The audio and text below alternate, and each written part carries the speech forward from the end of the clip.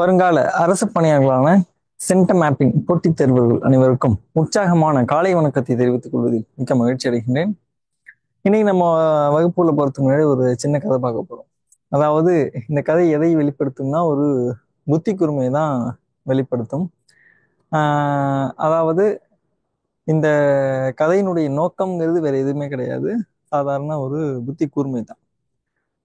ஒரு ஊர்ல பாத்தீங்கன்னா கணவன் மனைவி 2 பேர் இருந்திருக்காங்க. 2 பேர் வந்து என்ன பண்ணாங்கன்னா, மனைவி சொல்லியிருக்காப்புல, நான் வந்து மனைவி சொல்லியிருக்காரு, இந்த மாதிரி நேத்தி வந்து ஒரு வீட்டுல வந்து ஒரு திருடன் வந்துட்டான். நைட்டு வந்து திருடன் வந்திருக்கான். அந்த திருடன் வந்து எல்லாரும் நாங்கள் பிடிச்சிட்டோம். பிடிச்சோன்னா பார்த்தீங்கன்னா அவன் பீரோவை திறந்து நிற்கிறான். ஆனால் திருடன் டீசெண்டாக இருந்தான். அதனால வந்து அவன்கிட்ட ஏன்ப்பா இப்போ வந்திருக்குங்கிற மாதிரிலாம் பொறுமையாக தான் கேட்டோம். அவன் சொன்னான், இந்த மாதிரி நான் ஒரு வாரத்துக்கு வீட்டில் திருட வந்தேன். திருட வந்தப்ப பார்த்தீங்கன்னா நீங்கள் ஏதோ உள்ள ஏதோ பிரச்சனை பண்ணிட்டு இருந்தீங்க, அதனால நீங்கள் யாரும் என்னைய கண்டுக்கலை. நான் போய் திருட வந்தேன், பீரோவை திறந்தேன், ஒரு நல்ல புடவை இருந்துச்சு, எடுத்துட்டு போயிட்டேன் அப்படின்னா. அந்த புடவை எதுன்னு பார்த்தீங்கன்னா அந்த பொண்ணுக்கு மாமனார் மாமியார் வந்து அதை பையனோட அப்பா அம்மா வந்து எடுத்து கொடுத்த புடவை அது. எடுத்து கொடுத்தோன்னா அந்த புடவையை எடுத்துக்கிட்டு போயிருந்திருக்கான். போயிருந்து அவன் திருடனுடைய மனைவி கிட்ட அந்த புடவையை கொடுத்துருக்கான். திருட மனைவி கொடுத்தோன்னா அந்த மனைவி என்ன சொல்லி, இந்த புடவை பிடிக்கல அப்படின்னு சொல்லியிருக்காங்க. ஆனா நேர்மையான திருடன். ஏன்னா திருடங்கிறதே நேர்மை இல்லாதான். ஆனா இருந்தாலும் பாத்தீங்கன்னா இவன் வந்து ரொம்ப நேர்மையான திருடன். அவன் என்ன பண்ணிட்டான், அந்த புடவையை கொண்டாந்து திரும்பி வைக்கணும் அப்படிங்கிற மாதிரி பீரோவை அப்பதான் வந்து மாட்டிக்கிட்டான். அதனால நான் வச்சுட்டு போதான் வந்திருக்கேன், நான் திருட வந்தப்பே நீங்க யாரும் நீ பிடிக்கல, அதனால வைக்க வந்தப்பே யாரும் பிடிக்க கூடாதுன்னு சொன்னோன்னே யாரும் விட்டாங்க. ஆனா இது எதுவுமே வந்து இந்த மனைவிக்கு பெருசா தெரியல. ஆனா இப்பதான் அந்த கணவன்கிட்ட போய் அந்த மனைவி வந்து கேட்கிறாப்புல, சண்டை போட்டு கேட்கிறாப்புல, அதாவது ஒரு திருடனோட மனைவிக்கே பிடிக்காத அளவுக்கு ஒரு புடவை எடுத்து ஒன்று கொடுத்துருக்காங்களே, இதை நான் எப்படி கட்டிக்கிறதுன்னு சொல்லிட்டு அந்த மாதிரி ஒரு சண்டை போகுது. அதுக்குதான் வந்து கணவன் வந்து ஒரு புத்திசாலித்தனமான பதில் சொன்னாப்லையா. அதாவது ஒரு திருடனுடைய மனைவிக்கு தான் அந்த இது பிடிக்கல, நீ வந்து என்னுடைய மனைவி, நான் வந்து ராஜா மாதிரி இருக்கேன், நீ ராணி, ராணியுடைய புடவை வந்து பொதுவா திருடங்களுக்கு பிடிக்காது அப்படிங்கிற பதில் சொல்லி மனைவிய அசமடைக்கிட்டாப்புல.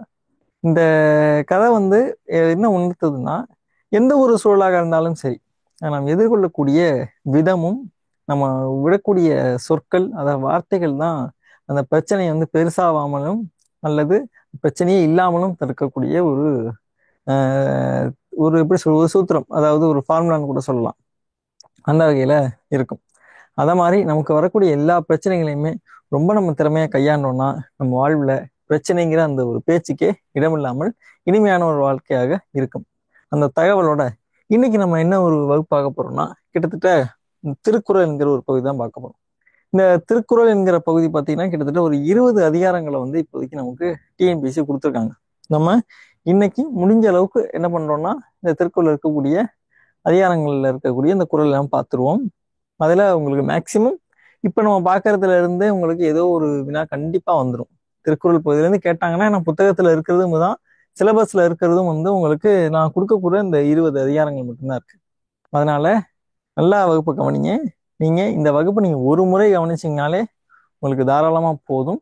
என்ன பண்ணிடலாம், இந்த திரும்ப நீங்க இந்த திருக்குறள் அப்படிங்கிற பகுதியில இருந்து இந்த குறள் சம்பந்தமா எதுவும் படிக்க தேவை இருக்காது, சரிங்களா? அதனால வகுப்பு நல்லா கவனிங்க.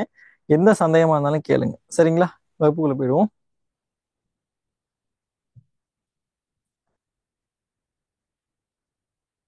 கிட்டத்தட்ட முதல் அதிகாரமே என்ன கொடுத்துருக்காங்கன்னா ஒழுக்கமுடைமை, சரிங்களா?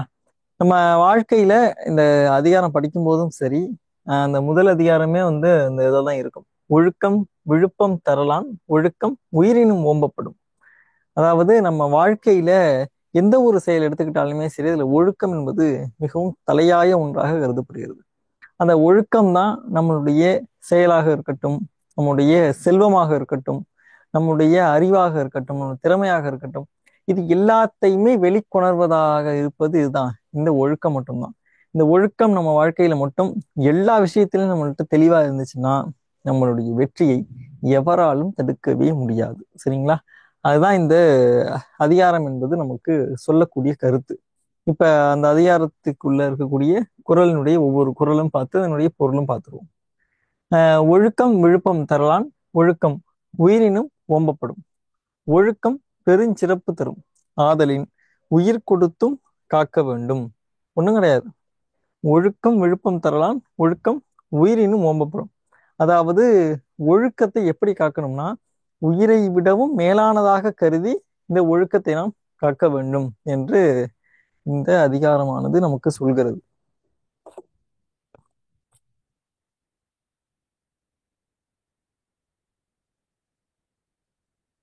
சரி, அதற்கு அடுத்தது பாத்தீங்கன்னா பரிந்து ஓம்பி காக்க ஒழுக்கம் தெரிந்தோம்பி தேரினும் அஃதே துணை. சரிங்களா? எவ்வளவு வருந்தினாலும் ஒழுக்கமாக இரு, எவ்வளவு ஆராய்ந்தாலும் அதுவே துணை.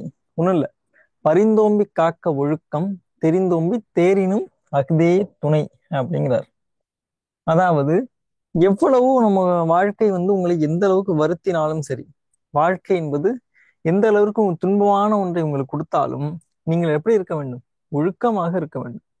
அதை எப்படி சொல்றாங்க, நம்ம எவ்வளவு ஆராய்ந்து பார்த்தாலும் சரிங்களா, நம்ம எந்த அளவுக்கு நம்ம அந்த இதை ஆராய்ஞ்சு பார்த்தாலும் இதுதான் இருக்கு, இந்த ஒழுக்கம் என்பதுதான் துணையாக இருக்கிறது அப்படின்னு சொல்லிட்டு சொல்றாங்க. உதாரணத்துக்கு நம்மளுடைய நேரம் தவறாமை என்பதுமே வந்து ஒரு ஒழுக்கத்துக்குள்ள தான் வரும். இப்போ நம்ம ஒரு இன்டர்வியூக்கு போறோம் சரிங்களா, அப்ப இன்டர்வியூக்கு போகும்பொழுது ஒரு 9:30 மணி இன்டர்வியூ அப்படின்னு சொன்னாங்கன்னா குறைந்தபட்சம் ஒரு 9 மணிக்கெல்லாம் நம்ம அங்க இருந்தோம் என்றால் அந்த சூழலை நம்மளால என்ன பண்ண முடியும்னா அங்க இருக்கக்கூடிய சூழல், யார் யார் வராங்க, அவங்களுடைய மொழி நடை, அதாவது உடல் பாங்கு எப்படி இருக்கு, அவங்களுடைய அந்த ஸ்லாங்குன்னு சொல்லுவாங்கல்ல அது எப்படி இருக்கு, பாடி லாங்குவேஜ் எப்படி இருக்கு, இது எல்லாத்தையுமே நம்ம அப்சர்வ் பண்ணி அதை விட நம்ம பெஸ்டா ஒன்று நம்மளால கொடுக்க முடியும். சரிங்களா? ஆனால் இதே நீங்க கால தாமதமா அங்க ஒரு 9:30 மணி இன்டர்வியூக்கு வந்து ஒரு 9:35க்கு அங்க போறீங்கன்னு வச்சுக்கோங்களேன், நீங்க போற அந்த டைமிங்லேயே வந்து பாத்தீங்கன்னா உங்களுக்கு பதட்டம், நீங்க எந்த அளவுக்கு கான்ஃபிடென்ஸா இருந்தாலும் கூட அந்த டைமிங் அப்படிங்கிறது என்ன பண்ணுன்னா உங்களுக்கு பதட்டத்தை அதிகப்படுத்தி உங்களுடைய முழு பர்ஃபார்மன்ஸை வந்து நீங்க வெளிப்படுத்த முடியாத அளவுக்கான ஒரு சூழலை ஏற்படுத்தும். பாருங்க, சாதாரண ஒரு இன்டர்வியூ தான், ஆனா நீ இங்க போறதுக்கு உங்களுக்கு காலம் தவறாம என்கிற ஒழுக்கம் தான் உங்களுக்கு துணை நிற்கிறது. அதுதான் திருவள்ளுவரும் சொல்றாரு, எவ்வளவு ஆராய்ந்தாலும் சரிங்களா, எவ்வளவுதான் ஆராய்ந்து பார்த்தாலும் ஒழுக்கம் என்பதுதான் நமக்கு உற்ற துணையாக வருகிறது அப்படிங்கிறார். அதான், எவ்வளவு வருந்தினாலும் ஒழுக்கமாக இரு. நீங்க ஒழுக்கமாக இருந்தீங்கன்னா இன்னொரு கருத்தும் என்னது, வருத்தமே வராது. சரியா? அதையும் கவனமா இருங்க. அடுத்து, ஒழுக்கம் உடைமை குடிமை இழுக்கம் இழிந்த பிறப்பாய் விடும். அதாவது ஒழுக்கமுடைமை குடிமை இழுக்கம் இழிந்த பிறப்பாய் விடும். அதாவது விடா ஒழுக்கமே உயர்ந்த குடிபிறப்பு, ஒழுக்கத்தை விடுவது விலங்கு பிறப்பு அப்படிங்கிறார். அதாவது ஒழுக்கத்தை விடாம இருக்கிறது தான் உங்களுக்கு உயர்ந்த பிறப்புன்னு சொல்லிட்டார். ஒழுக்கத்தை விடாமல் இருப்பதுதான் உங்களுக்கு எது? உயர்ந்த குடிப்பிறப்பு.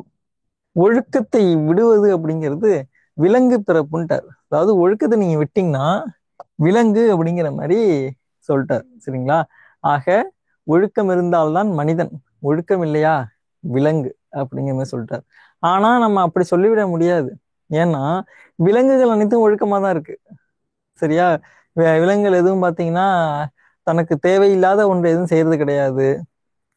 குறிப்பா வந்து ஊழல் செய்வதில்லை, தன்னுடைய வயிறுக்கு தேவையான சாப்பாட்டை மட்டும்தான் அது சாப்பிடுது. அடுத்தவங்க சாப்பாட்டை எடுத்து வச்சுக்கணுமோ, இல்ல அடுத்தவங்களுடைய செல்வத்தை எடுத்து வச்சுக்கணுமோ, இல்ல அடுத்தவங்களுடைய உழைப்பை திருட்டுத்தனமாக திருட வேண்டும் என்றோ எந்த ஒரு எண்ணத்தையும் எது இருக்கிறது கிடையாது. விலங்குகள் எடுப்பதே இல்லை. இந்த அனைத்து கீழ்த்தரமான செயல்களையும் செய்வது வந்து மனிதன் தான். சரிங்களா? அடுத்து, மரப்பினும் மரப்பினும் மரப்பினும் ஓத்து கொழலாகும் பார்ப்பான் பிறப்பொழுக்கம் குன்றக்கெடும். அதாவது மரப்பினும் ஓத்து குழலாகும் பார்ப்பான் பிறப்பொழுக்கம் குன்றக்கெடும்.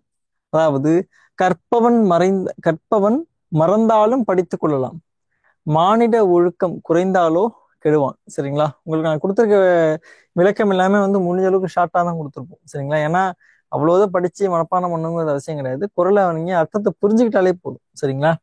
அதாவது மரப்பினும் ஓத்து குழலாகும் பார்ப்பான் பிறப்பொழுக்கம் குன்ற கெடும். ஒண்ணுமே இல்லை, கற்பவன் மறந்தாலும் படித்து கொள்ளலாம். அதாவது கற்றவைகள் மறந்தாலும் என்ன பண்ணலாம், திரும்ப நம்ம படிச்சுக்கலாம். ஆனா மானிட ஒழுக்கம் குறைந்தாலோ கெடுவான். அதாவது மானிட ஒழுக்கமானது குறைஞ்சிச்சுன்னா அவன் கெட்டு விடுவான் அப்படின்னு சொல்றாங்க.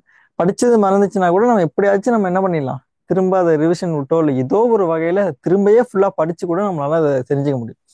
ஆனா அந்த ஒழுக்கம் என்பது போய்விட்டது என்றால் அதை என்ன பண்ண முடியாது, எடுக்கவே முடியாது. சரிங்களா? அதான், ஒழுக்கம் குறைந்தாலோ கெடுவான். இப்ப நம்ம ஒழுக்கம் உடைமை குடிமை இழுக்கம் இழிந்த பிறப்பாய் விடும்.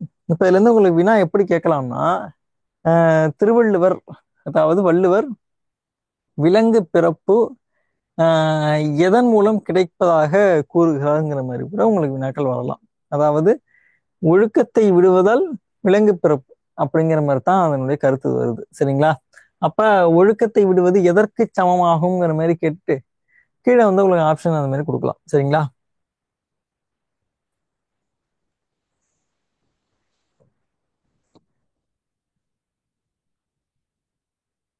அழுக்காறு உடையான்கண் ஆக்கம் போன்று இல்லை, ஒழுக்கம் இல்லான்கண் உயர்வு. அழுக்காறு உடையான்கண் ஆக்கம் போன்று இல்லை, ஒழுக்கம் இலான்கண் உயர்வு. அதாவது பொறாமைப்பட்டவனுக்கு வளர்ச்சி உண்டோ, ஒழுக்கம் கெட்டவனுக்கு உயர்வு உண்டோ. எளிமையான ஒரு இதுதான். ஒரு கொஸ்டின் கேட்டே நம்மளால என்ன பண்ண முடியும், அந்த ஒரு முழு குறளுக்கான பொருளையும் எளிமையா சொல்ல முடியும். கிட்டத்தட்ட பாருங்க, அழுக்காருன்னா உங்களுக்கு நல்லா தெரியும் பொறாமைன்னு. அழுக்கார் உடையான்கண் ஆக்கம் போன்று இல்லை, ஒழுக்கம் இல்லான்கண் உயர்வு. பொறாமைப்பட்டவனுக்கு என்ன கிடையாதான், வளர்ச்சி அப்படிங்கிறது கிடையாதான். அதான் கேட்டிருக்காப்புல, பொறாமைப்பட்டவனுக்கு வளர்ச்சி உண்டோ, அடுத்தவனுடைய வளர்ச்சியை கண்டு பரவாயில்லையே நல்லா வளர்ந்திருக்கான், நம்மளும் இதை போன்று வளர வேண்டும் என்று நம் மனதுக்குள்ள விதைச்சோம் என்றால் என்ன பண்ணலாம், நிச்சயமா நாமும் வளர முடியும். அது இல்லாம ஐயையோ அவன் வளர்றானே, செண்டாடா செண்டாடாங்கிற மாதிரி சொன்னா கண்டிப்பா என்ன கிடைக்காது, நமக்கும் வளர்ச்சி இருக்காது. அவனை விட நம்ம கீழ்நிலைக்கு போவோமே தவிர்த்து நாம மேல்நிலைக்கு வருவதற்கான வாய்ப்புகள் இல்லை. அடுத்தது, ஒழுக்கம் கெட்டவனுக்கு உயர்வு உண்டோ. அதே மாதிரி ஒழுக்கம் இல்லாதவனுக்கு என்ன கிடையாதான், உயர்வு என்பதே கிடையாதுங்கிறாங்க. அடுத்தது, ஒழுக்கத்தின் ஒல்கார் ஒழுக்கத்தின் ஒல்கார் உறவோர் இழுக்கத்தின் ஏதம் படுவாக்கு அறிந்து. அதாவது உரமுடையோர் உரமுடையவர் ஒழுக்கம் சிறிதும் தளரார், தளரின் துன்பம் பல வரும் என்று அறிவார். ஒண்ணும் கிடையாது, உரமுடையவர்னா நல்ல இந்த ஏதாவது நல்ல கற்றறிந்த சான்றோர்கள்னு வச்சுக்கோமே, அவர்கள்லாம் என்ன பண்ண மாட்டாங்க, ஒழுக்கம் சிறிதும் தளரார். அதாவது ஒழுக்கத்திலிருந்து தளர்வடைவதே கிடையாது. சரிங்களா? யாரு, நல்ல கற்ற அறிவுடைய உறவோர், அவங்க என்ன பண்ண மாட்டாங்களாம், ஒழுக்கத்திலிருந்து தளர்வதே இல்லை.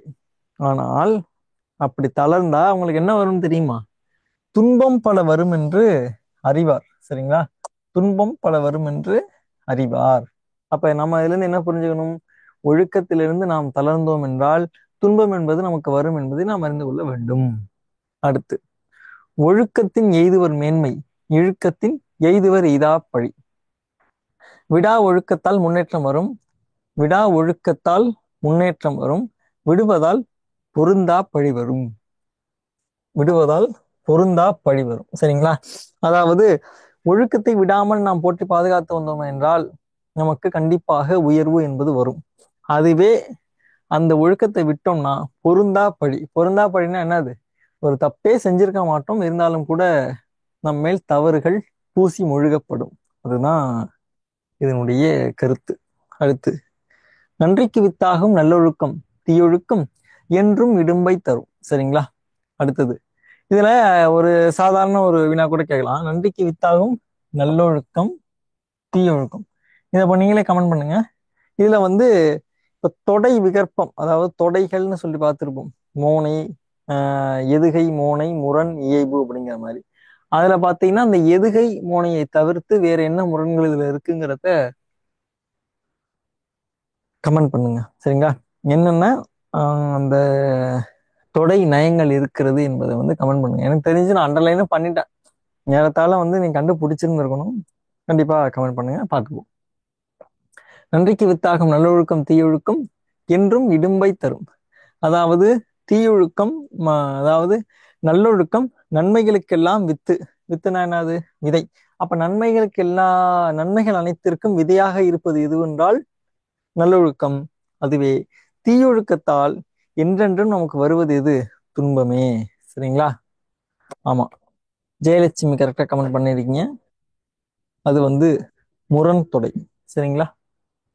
ஆமா, நல்லொழுக்கம்னு ஒண்ணு வருது, அப்புறம் தீய ஒழுக்கம்னு வருது. அப்ப நல்லொழுக்கத்திற்கு நேர் எதிராக தீய ஒழுக்கம் என்பது இருப்பதால் இது வந்து முரண் தொடை.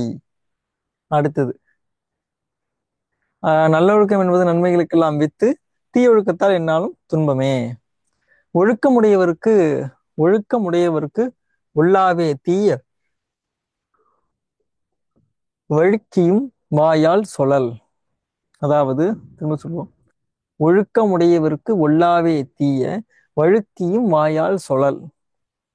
என்றும் ஒழுக்கமுடையார் வாயிலிருந்து தவறியும் தீய சொற்கள் தோன்றா. என்றும் ஒழுக்கமுடையவருடைய வாயிலிருந்து என்ன கிடையாது? தவறியும் தீய சொற்கள் வரா. இப்பெல்லாம் வந்து தவறி தீய சொற்கள்லாம் பெரிதா யாருக்கும் வரதே கிடையாது. கிட்டத்தட்ட தவறி யாருக்கும் என்ன பண்றது இல்ல, தீய சொற்கள் என்பது வரதே கிடையாது. தெரிஞ்சதான் தீய சொற்கள் பேசுறாங்க. சரிங்களா? அப்ப அவங்க எல்லாம் வந்து எந்த மாதிரி நிலையில இருக்காங்கிறத நீங்களே புரிஞ்சுக்கணும். ஆஹ் என்றும் ஒழுக்கமுடையார் வாயிலிருந்து தவறியும் தீய சொற்கள் தோன்றாது. சரிங்களா? அதாவது என்றுமே நல்ல சொற்களை நாம் பேச வேண்டும். பேசினால்தான் நாம் ஒழுக்கமுடைய மனிதராக சமூகத்தில் மதிக்கப் பெறுவோம். அதான் இவரும் சொல்கிறார். அடுத்தது, உலகத்தோடொட்ட ஒழுகல் பலகற்றும் கல்லார் அறிவிலாதார். உலகத்தோடு உலகத்தோடு ஒட்டி உலகத்தோடு ஒட்டி ஒழுக தெரியாதவர் பல கற்றிருந்தும் அறிவு இல்லாதவரே. அதாவது, உலகத்தோடு பல உயர்ந்த கல்விகள் கற்றிருந்தும் சமூக மக்களோடு பொருந்தி வாழ தெரியாத ஒரு மனிதன் எவ்வளவுதான் கற்றிருந்தாலும் அந்த கல்விக்கு என்ன கிடையாதான்? பயனில்லை. அதான் சொல்றாங்க. சரிங்களா? உலகத்தோடு ஒட்டி ஒழுக தெரியாதவர் பல கற்றிருந்தும் அறிவு இல்லாதவரே. சரிங்களா? இந்த கல்வி எல்லாம் நமக்கு எதை சொல்லி தருகிறது என்றால், இப்ப நம்ம இன்னொருத்தவங்களை பார்க்கிறோம், அவங்கள்ட்ட எப்படி பேசணும், அவங்களை எப்படி நடத்தணும், அவர்களிடம் நாம் எப்படி நடந்து கொள்ள வேண்டும், கனிவான சொற்களை பேசணுமா, இல்லை எப்படி நம்ம அவங்கள்ட்ட பேசணும், நாம் பேசுவதால் அவங்களுக்கு வந்து எதுவும் பாதிப்பு ஏற்படுமா, இல்லை ஏற்படாதா, இது எல்லாத்தையுமே அறிந்து புரிந்து செயல்படுவதற்காகத்தான் கல்வி. இது எதுவுமே இல்லாம அவன் என்னதான் டாக்டரேட், முனைவர், இல்ல பல துறைகளுக்கு எல்லாம் வந்து உருவாக்குபவர், மிகப்பெரிய ஆளுமை யாரா இருந்தாலுமே சரி, பிறருடைய பிறருடைய நலன்களை அறிந்து புரிந்து உணர்ந்து செயல்படாதவன், அவன் கற்ற கல்வி என்னதான் பயனில்லை. அவன் இந்த மாதிரி என்ன சொல்லல இவர் திருவள்ளுவர், பல கற்றிருந்தும் அவன் அந்த கல்வி பயனில்லைன்னு சொல்லல, அவன் அறிவே இல்லாதவன்ட்டார். சரிங்களா? அறிவே இல்லாதவன் என்றுதான் வேறு சொல்றாரு திருவள்ளுவர் சொல்றாரு. அப்படின்னா பாத்துக்கோங்க. நான் அப்ப உண்மையான கல்வி எதுன்னு சொல்லி அவர் இது ஒரு மாற்று கோணத்துல நம்ம சிந்திச்சோம் என்றால், அப்ப உண்மையான கல்வி எது அப்படிங்கிற மாதிரி வள்ளுவர் சொல்றாருன்னா, உலக மக்களோட பொருந்தி வாழ கற்றுக்கொள்வதுதான் கல்வி, அதுதான் உண்மையான செல்வம் அப்படிங்கிற மாதிரி தான் ஏறத்தாழ அவர் சொல்ல வராரு. ஏன்னா நான் தான் ஏற்கனவே சொல்லியிருந்தேனே, கல்வியினுடைய பயன் என்பது என்ன? பிறரை நாம் எப்படி நடத்துகிறோம், அவரிடம் எப்படி நடந்து கொள்கிறோம் என்பதுதான் கல்வின்னு சொல்லியாச்சு இல்லையா? அப்ப வேற கல்வி கற்றிருந்து அது தெரியலன்னா அவனுக்கு அறிவே இல்லைன்ட்டார். அப்போ உண்மையான அறிவு எது? அப்படி நடந்து கொள்வதுதான் அறிவு. சரிங்களா? அதனால நாம் இந்த வகுப்பை பார்க்கிற நீங்க, நான் உட்பட நாம் அனைவரும் அறிவுடையவர்களாக இருக்க வேண்டும் என்றால், பிறரிடம் எப்படி நடந்து கொள்ள வேண்டும் என்பதை நாம் நன்றாக கற்றுக்கொண்டோம் என்றால் அதுவே போதுமானது. சரிங்களா? சரி, இப்ப உங்களுக்கு ஒழுக்கமுடைமை அதிகாரம் என்பது முற்று பெற்றது. உங்களுக்கு இதுல வேற எதுவும் சந்தேகங்கள் இருக்கா?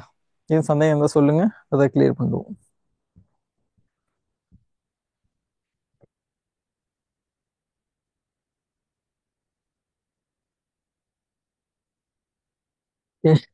கிளியர் சார், நன்றி. இதோட வந்து உங்களுக்கு 19 அதிகாரம் தான் இருக்கு.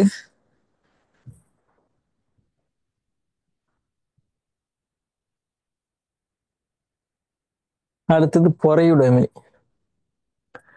ஒழுக்கமுடைமை பார்த்துட்டோம், அதுக்கு அடுத்தது பொறை உடைமை. பொறையுடைமைன்னா என்னது? பொறுமை. சரிங்களா? பொறுமை உடைமை, அதுதான் வந்து உங்களுக்கு பொறையுடைமை அப்படிங்கிற மாதிரி அதிகாரமா கொடுத்துருக்காங்க. முதல்ல உள்ளது இது நம்ம இது கிட்டத்தட்ட பார்த்தீங்கன்னா நம்ம சின்ன வயசுலேருந்தே படிச்சக்கூடிய இப்போ அடிக்கடி படித்த ஒரு திருக்குறள். எப்பெல்லாம் வந்து நம்மளெல்லாம் வந்து இந்த வழிபாட்டு கூட்டம்னு சொல்லுவாங்களா, ப்ரேயர், அதுல வந்து கூப்பிட்டு திருக்குறள் சொல்ல சொல்றாங்களோ அப்ப அதிகமா சொன்ன திருக்குறள் வந்து இதுவா தான் இருக்கும். அகழ்வாரை தாங்கும் நிலம் போல தம்மை இகழ்வார் பொறுத்தல் தலை. ஆனா நம்ம எத்தனை முறைதான் வந்து இந்த திருக்குறளை படிச்சாலும் ஒரு முறை கூட இந்த திருக்குறளுக்கு ஏற்றபடி நடந்திருக்கோமான்னா மிகப்பெரிய சந்தேகம்தான். இப்ப குழி பறிப்பாரை நிலம் சுமப்பது போல் நம்ம இகழ்வாரையும் பொறுப்பதையே சிறப்பு. இந்த உலகத்துல பொறுத்த வரைக்கும் சரி, நம்ம என்னதான் நல்ல செயல் செஞ்சாலும் சரி, நம்ம இகழ்வதற்கென்றே ஒரு கூட்டமானது சுற்றி கொண்டே இருக்கும். அது வந்து இயற்கையின் நியதி. சரிங்களா? இயல்பாவே மனிதனுக்கு இந்த குணம் இல்லை, ஆனா செயற்கையா இந்த குணமானது சேர்த்து கொள்ளப்பட்டது. சரிங்களா? இப்ப அகழ்வாரு, அதாவது நிலத்தை தோண்டுபவரை, நிலத்தை தோண்டுதல்னா அதை புண்படுத்துறது தானே. புண்படுத்துபவரை என்ன பண்றது இல்ல, நிலம் உடனே டக்குன்னு கோவப்பட்டு பொழிச்சுன்னு அவன் தலையில தாங்கி உள்ள பிடிச்சு போட்டுக்கிறது இல்ல, பொறுமையா இருக்கும். ஏன்? நிலத்தை தோண்டினான்ல, ஒரு காலத்துல நம்மள்ட்ட வந்தாகணுங்கிற அந்த ஒரு தைரியம். சரிங்களா?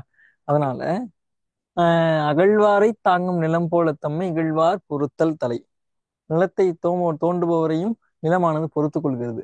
அதுபோல நம்மை இகழ்பவரையும் நாம் என்ன செய்ய வேண்டும்? பொறுத்து கொள்ள வேண்டும். உண்மையும் அதான். கிட்டத்தட்ட இப்ப நம்மளை வந்து ஒருத்தவங்கள டிகிரேட் நம்மள இன்னொருத்தவங்க டிகிரேட் பண்றாங்கன்னா அவங்கள்ட்ட போய் நீ எப்படி டிகிரேட் பண்ண, என்ன மேல எப்படி நீ குறை சொன்ன, இப்பெல்லாம் நம்ம கேட்டுட்டு இருந்தோம்னா நம்ம வளர்ச்சி தான் தடைபடும். அப்படியாப்பா சொல்லியிருக்கியா, நல்லது. அப்ப அவன் சொல்ற ஒரு குறை சொல்றான்னா அவன் அவன் வளர்ச்சியை விட்டுட்டு நம்ம வளர்ச்சியை பார்த்து நம்மளை மானிட்டர் பண்ணியிருக்கான். சரிங்களா? அது அவனுக்கு தேவையே இல்லை. அப்ப அவன் வளர்ச்சியை விட்டுட்டு தான் நம்ம வளர்ச்சிக்கு வரான். அப்ப நம்ம வந்துட்டு என்ன சொல்லலாம்? ரொம்ப சந்தோஷம், என்னை நல்லா நீ பார்த்து இருந்திருக்க, இன்னும் கொஞ்சம் என்னை பார்த்துக்கிட்டே இரு, நான் இன்னும் கொஞ்சம் உயரத்துக்கு போயிடுவேன், நீ இங்க இருந்து என்கிட்ட என்ன பண்ணிட்டு குறை சொல்லிக்கிட்டே இருங்கிற மாதிரி அவனுக்கு ஒரு பெரிய கும்பிடு போட்டு நீங்க நவந்துருங்க. நவந்துட்டோம்னா நாம் வாழ்வில் உயர்ந்து கொண்டே செல்லலாம். சரி. அதாவது குடிபறிப்பாரையும் நிலம் சுமப்பது போல் நம்மை இகழ்வாரையும் பொறுப்பதே சிறப்பு. அடுத்தது, பொறுத்தல் இறப்பினை என்றும் அதனை மறத்தல் அதனினும் நன்று. பிறரது பெருங்குற்றத்தை என்றும் பொறுக்க முடியுமாயின் மறக்க அது மிக நல்லது. பிறர் வந்து நமக்கு ஒரு மிகப்பெரிய ஒரு குற்றம் ஒன்று செஞ்சிருக்காங்கன்னு வச்சுக்கோமே, அந்த குற்றத்தை வந்து நம்ம என்ன பண்ணணும்? முதல்ல பொறுத்துக்கணும். சரிங்களா? ஏன்னா அவன்கிட்ட போயிட்டு நம்ம சண்டை போறது இந்த பயன் கிடையாது, ஏன்னா செஞ்சுட்டான். சரிங்களா? ஆக முதல்ல நம்ம என்ன பண்ணணும்? பொறுக்க, அதாவது பொறுமையாயிரு. அதுக்கு அடுத்தது முடிஞ்சதுன்னா என்ன பண்ணிடு? மறந்துடு. அது அதை விட நல்லதுங்கிறாரு. சரிங்களா? தான் பொறுத்தல் இறப்பினை என்றும் அதனை மறத்தல் அதனினும் நன்று. சரிங்களா? எப்படி உங்களுக்கு வினா வரும்னா, எதனை மறத்தல் அதனினும் நன்று அப்படிங்கிற மாதிரி தான் ஒரு வினா கேட்பாங்க. அப்ப என்னது? பிறர் செய்த பெருங்குற்றத்தினை மறப்பது. ஆப்ஷன் அடுத்து இருக்கலாம். பிறர் செய்த பெருங்குற்றத்தை பொறுப்பது. சரிங்களா? பிறருக்கு குற்றம் செய்யாமல் இருப்பது. ஆப்ஷன் டி மேற்கண்ட எதுவும் இல்லைன்னு சொல்லியிருந்தாங்கன்னா உங்களுக்கு எதுதான் சரியான விடை? பிறரது பெருங்குற்றத்தை மறப்பது. சரிங்களா? நல்லா பார்த்துக்கோங்க, ஏன்னா எளிமையான பகுதி தான். அடுத்து, இன்மையுள் இன்மை விருந்தொரால் வன்மையுள் வன்மை மடவார் பொறை. அதாவது பெரிய வறுமை, பெரிய வறுமை எதுன்னா வந்த விருந்தை நீக்குவது. மிகப்பெரிய வலிமை எதுன்னா பேதையை பொறுப்பது. சரிங்களா? நீங்கள் வந்து ஒரு மிகப்பெரிய ஒரு வலிமை வாய்ந்தவனா இருக்கணும்னா என்ன பண்றது இல்லை, ஜிம்முக்கு போயிட்டு அந்த இந்த இதெல்லாம் நிறைய சொல்லுவாங்க, அதெல்லாம் எனக்கு தெரியல. சிக்ஸ் பேக்ஸு இதெல்லாம் வச்சுக்கிறது வந்து ஒரு பெரிய வலிமையானா அது வல்ல வலிமை. எது வலிமை? ஒரு முட்டாள் நம்மளை பத்தி பேசுறான்னா அந்த முட்டாளுடைய பேச்சினை பொறுத்து கொள்வதுதான் இது உண்மையான வலிமை. நம்மளை பத்தி பேசுறான்னாலே என்ன பண்ணிடலாம், நம்ம ஒரு முடிவுக்கு வந்துடலாம். நம்மளை பத்தி பேசுறவன் ஒரு முட்டாள் என்கிற அந்த ஒரு முடிவுக்கு வந்தோம் என்றால் நிச்சயமா நமக்கு என்ன வராது? கோபம் வராது. அப்படி நமக்கு ஒருவேளை கோபம் வந்துச்சுன்னா அந்த கோபத்தினால எதுவும் பயனுண்டா? அவன் முட்டாள்ங்கிறது நமக்கு தெரியும். சரிங்களா? அது அவனுக்கு தெரியாம இருக்கு, அது மட்டும்தான் அவனுடைய குறை. இப்ப அவன் எப்படியும் முட்டாள் தான், நம்ம அவன் மேல கோவப்பட்டோம்னா நம்மளும் முட்டாள் ஆயிடுவோம். சரிங்களா? அதான் இந்த குறளினுடைய பொருள். அதாவது பெரிய வறுமை, மிகப்பெரிய வறுமை எதுன்னா, நம்ம வீட்டுக்கு வந்து ஒரு விருந்தினர் வந்திருக்காங்கன்னா அந்த விருந்தினரை உபசரிக்க முடியாமல், சரி நல்லது நீங்க கிளம்புங்க அப்படின்னு சொல்லி அனுப்பி வைக்கிறோம் பாருங்க, அதுதான் வறுமையினுடைய உச்சம். அத மாதிரி என்ன சொல்றாங்க, பெரிய வறுமைங்கிறது எது? விருந்தை நீக்குவது. பெரிய வலிமை என்பது எது? பேதை. பேதைன்னா அறிவில்லாத. அறிவில்லாதவன் யாரு? முட்டாள்தான். அறிவில்லாதவனுடைய சொல்லை பொறுத்து கொள்வதுதான் எது? மிகப்பெரிய வலிமை. நிறையுடைமை நீங்காமை வேண்டின் பொறையுடைமை போற்றி ஒழுகப்படும். நிறையுடைமை நீங்காமை வேண்டின் பொறையுடைமை போற்றி ஒழுகப்படும். பொருள் என்னன்னா, பெருந்தன்மை நீங்காதிருக்க வேண்டின் பொறுக்குந்தன்மையை போற்றிக் கொள்க. அதாவது பெருந்தன்மை, நம்மள்ட்ட பெருந்தன்மைனால் உயர்ந்த குணம், அது நம்மள்ட்ட இருக்கணும்னா நம்ம என்ன பண்ணணும்? பொறுமையை போற்றி பாதுகாக்க வேண்டும். சரிங்களா? நம்மள்ட்ட ஒரு பெருந்தன்மை இருக்கணும்னா என்ன பண்ணணும்? அதுக்குதான் அவர் சொல்றார், ஒன்றும் பண்ண வேண்டாப்பா, நீ முதல்ல நீ பொறுமையா இரு. பொறுமையா இருக்கிறதே பெருந்தன்மை தான் சொல்லி ஒரே வார்த்தையா முடித்து விட்டார். ஒருத்தாரை ஒன்றாக வையாரே வைப்பர், பொறுத்தாரை பொன் போல் பொதிந்து. சரிங்களா? இங்க எந்த அணி வந்திருக்கு சொல்லுங்க பாப்போம். அணி சொல்லுங்க அதுல.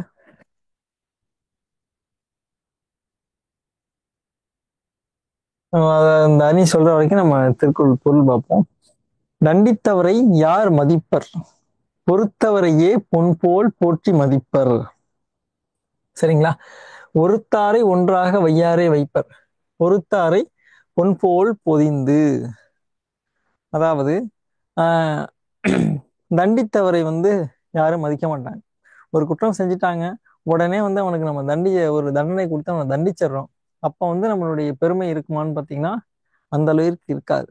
அதுவே அந்த குற்றத்தினை அல்லது அந்த இதை வந்து பொறுத்து கொண்டவரை, பொறுத்து என்ன பண்ணுவாங்க, காலம் முழுக்க பொன் போல் போற்றி மதிப்பர். இது போல பொன் போல் போற்றி மதிப்பர். சரிங்களா? இப்ப நாமும் வந்து என்ன பண்ணணும், நீங்காத புகழை பெற்றிருக்க வேண்டும் என்றால் என்ன செய்ய வேண்டும்? பொறுமையா இருக்கும். ஒன்றும் பிரச்சனை இல்லை, பொறுமையா இருங்க. நம்மளுடைய நமக்கு கிடைக்க வேண்டிய எல்லாமே கிடைக்கும். அடுத்து, ஒருத்தார்க்கு ஒரு நாளே இன்பம், பொறுத்தார்க்கு ஒன்றும் துணையும் புகழ். தண்டித்தவர்க்கு அப்போதைய மகிழ்ச்சியே, பொறுத்தவர்க்கோ உலகம் உள்ளளவும் புகழ். அதாவது ஆமா, ஓமையணி. ஜெயலட்சுமி சரியா சொல்லியிருக்கீங்க. அதனுடைய இதுக்கு வந்து ஓமையணி தான். ஏன் ஓமையணின்னா பொன் போல். சரிங்களா? அந்த போல்னு வந்துருச்சு, அதை பார்த்தோன்னே என்ன பண்ணலாம் நீங்க? உவமை.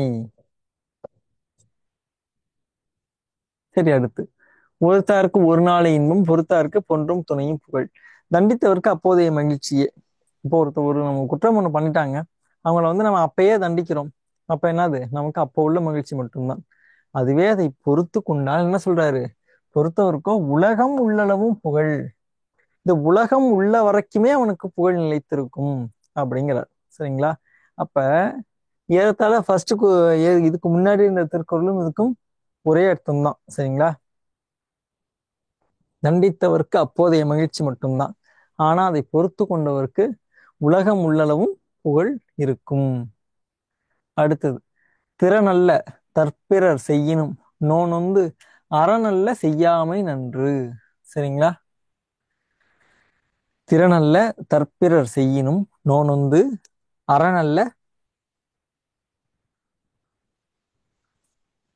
அறனல்ல செய்யாமை நன்று.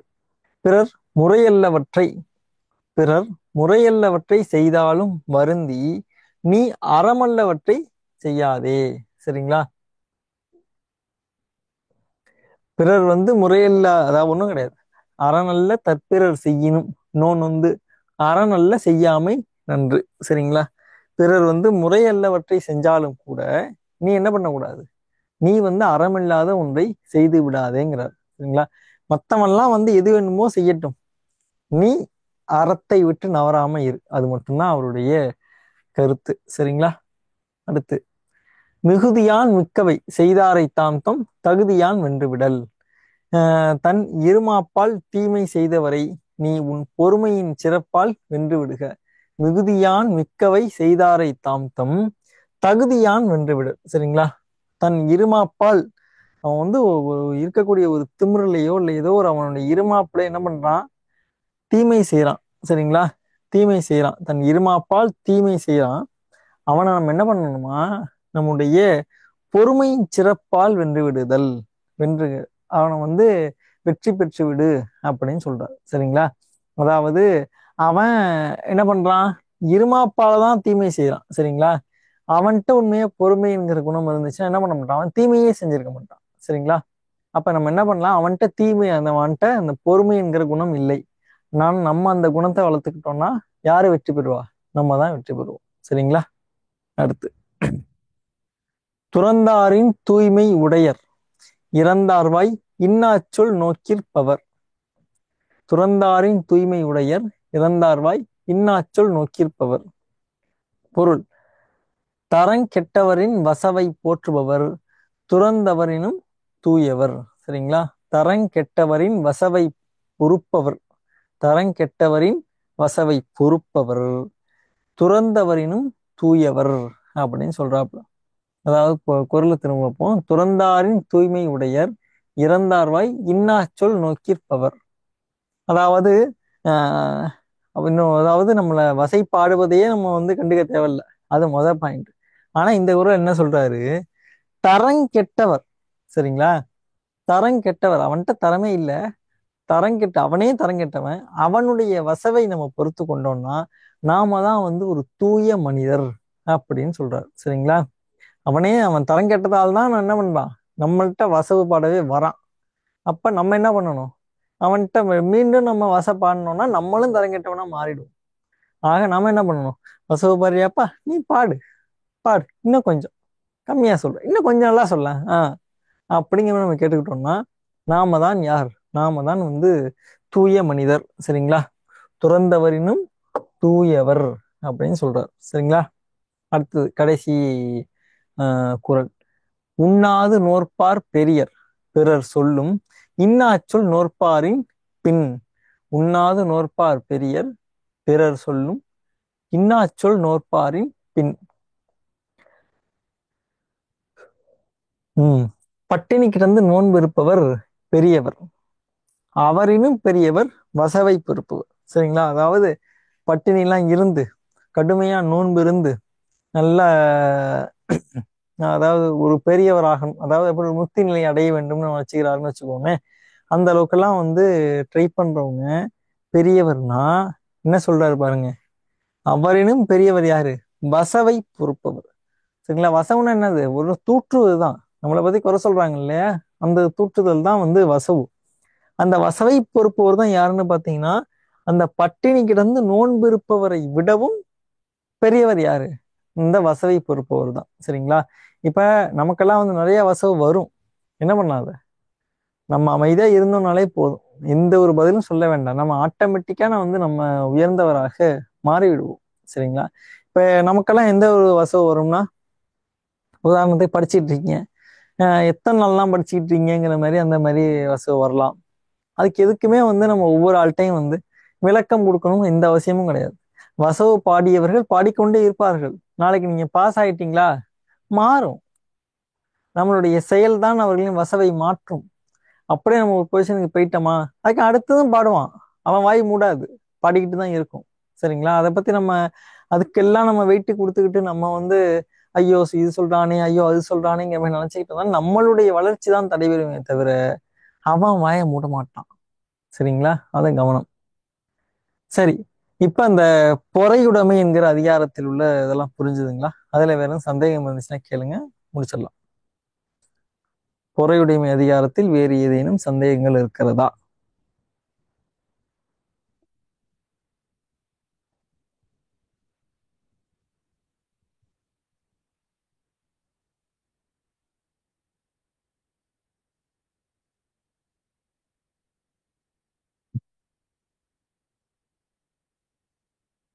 சரி சார், நன்றி.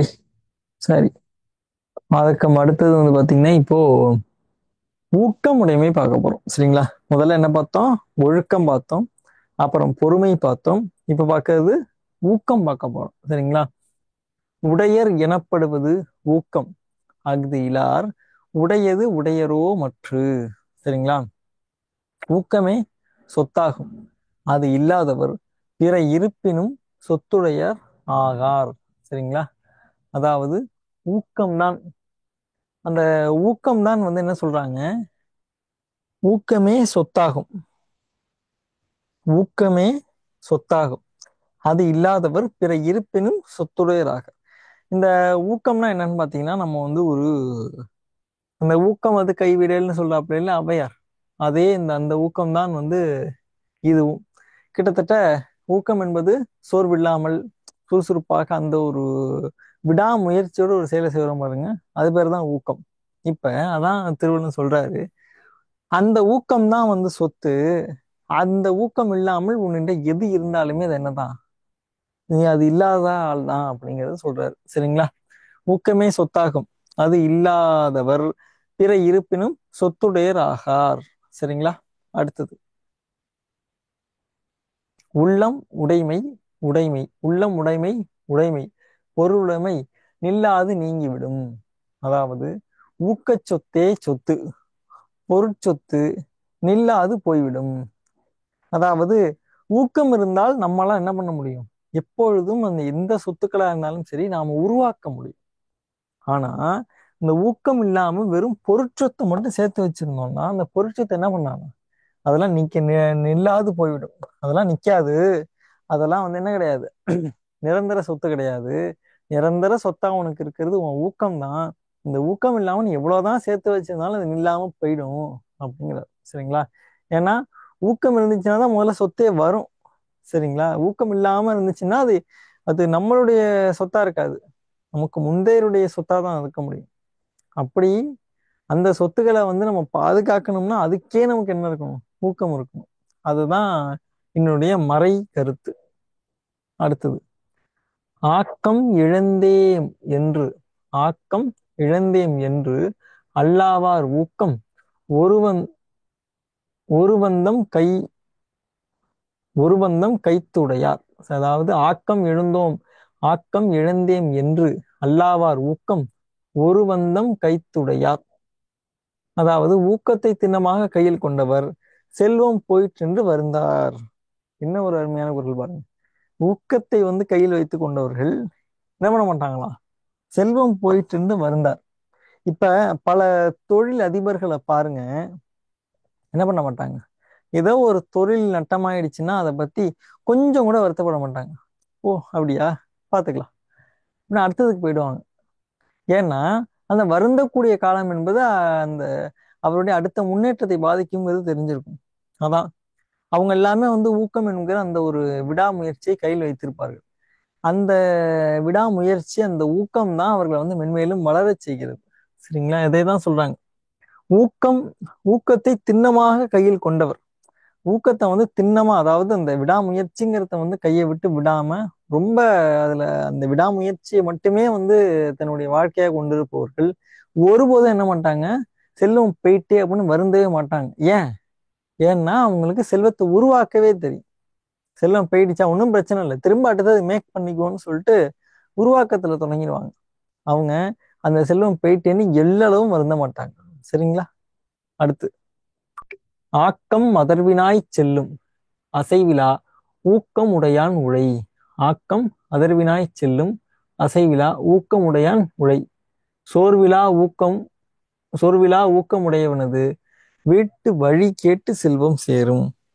அதாவது அந்த ஊக்கத்தோட ஒருத்தன் இருக்கான் பாருங்க, அவன் அவனுடைய வீட்டுடைய அட்ரஸ் தேடி மே கம்மின்னு சொல்லிட்டு எது வருமா, செல்வம் வருமா. அதான் திரு சொல்றாப்புல, ஆக்கம் அதர்வினாய் செல்லும் அசைவிலா ஊக்கமுடையான் உடை. சோர்விலா ஊக்கமுடையவன், அது சும்மா ஊக்கம் கிடையாது, சோர்வில்லாத ஊக்கமுடையவனது இல்லம் தேடி செல்வமானது சேரும். வீட்டு வழி கேட்டு எது போம், செல்வமோ. அதாவது சொல்லுவாங்கல்ல, இது செல்லும் கூரையை புத்துட்டு கொட்டுது அப்படிங்கிற மாதிரி. அதுக்கு காரணம் என்னது, விடாமுயற்சியோடு கூடிய ஊக்கம், அதுவும் சோர்விலா ஊக்கம். சரிங்களா? அதுதான் வந்து அந்த செல்வம் வருவதற்கான வழி. வெள்ளத்து அணைய மலர் நீட்டம் மாந்தர்தம் உள்ளத்தனையது உயர்வு. நல்ல திருக்குறள். வெள்ளத்தனைய மலர் நீட்டம் மாந்தர்தம் உள்ளத்தனையது உயர்வு.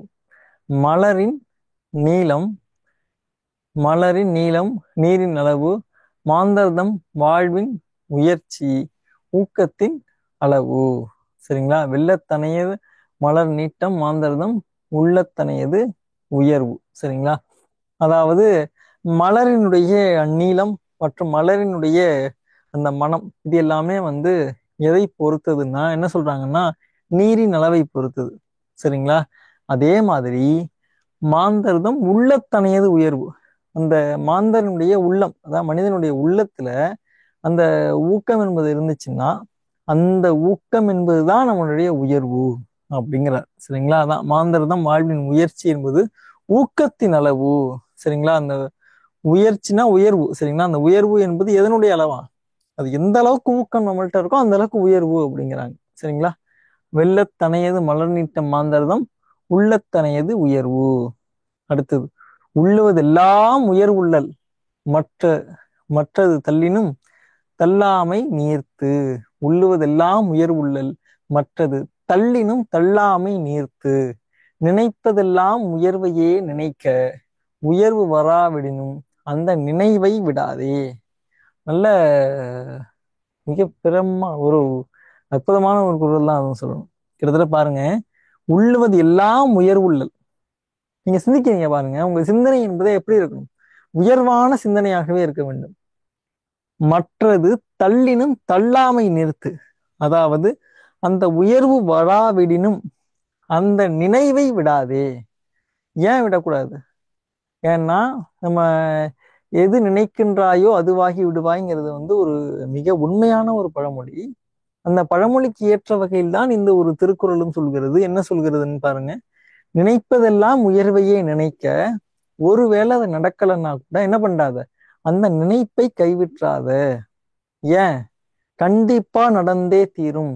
நீங்க நீங்க வந்து ஒரு தமிழ்நாடு அரசுன்னு போட்ட ஒரு மகிழுந்துல சைரன் வச்ச கார்ல வந்து இறங்கணும் அப்படிங்கிறத மட்டுமே நீங்க நினைச்சீங்கன்னா கண்டிப்பா எப்ப நடக்கும்? ஏதோ ஒரு தருணத்தில் அது நடந்தே தீரும். சரிங்களா? இந்த வாழ்க்கை என்பதே நீங்கள் எது நினைக்கிறீங்களோ அதை நடக்கிறது தான் வாழ்க்கை. சரிங்களா? அப்ப நீங்க நினைக்கிறதையே வந்து உயர்வா நினைச்சீங்கன்னா உயர்வு உங்களை தேடி வரும். சும்மா கிடையாது. உயர்வு எங்க இருந்து வரும்? உங்களை தேடி வரும். இப்ப நீங்க ஒரு மாவட்ட ஆட்சியராகவோ இல்லது ஒரு அரசு உயர் பதவியிலே இருக்கணும் இருக்கணும் இருக்கணுங்கிறத மட்டுமே எண்ணி எண்ணி எண்ணி எண்ணி அதையே தினைக்கும் நீங்க வந்து நினைச்சுக்கிட்டு வெறுமா நினைச்சிட்டு மட்டும் இருக்க கூடாது. அது சார்ந்து ஏதாச்சும் ஒரு சின்ன ஸ்டெப் எடுத்து வச்சுக்கிட்டே போயிட்டு இருந்தீங்கன்னா நிச்சயமாக உங்களது வாழ்வில் அது நடந்தே தீரும். அதுதான் திருவள்ளுவர்னு சொல்றாரு. உள்ளுவது எல்லாம் உயர்வுள்ளல் மற்றது தள்ளினும் தள்ளாமை நீர்த்து. நடக்கலையா? இந்த நினப்ப விட்டுறாத, நினைச்சுக்கிட்டே இரு, நடக்கும். நினைப்ப விட்டுறாத, நினைச்சுக்கிட்டே இரு, நடக்கும். அடுத்தது சிதைவிடத்து ஒல்கார் உறவோர் புதை அம்பின் படு பட்டுப்பாடு ஊன்றும் களிறு. சிதைவிடத்து ஒல்கார் உறவோர் புதையம்பின் பட்டுப்பாடு ஊன்றும் களிறு. உறுதியாளர் அழிவிலும் ஊக்கம் தளரார். உறுதியாளர் அழிவிலும் ஊக்கம் தளரார்.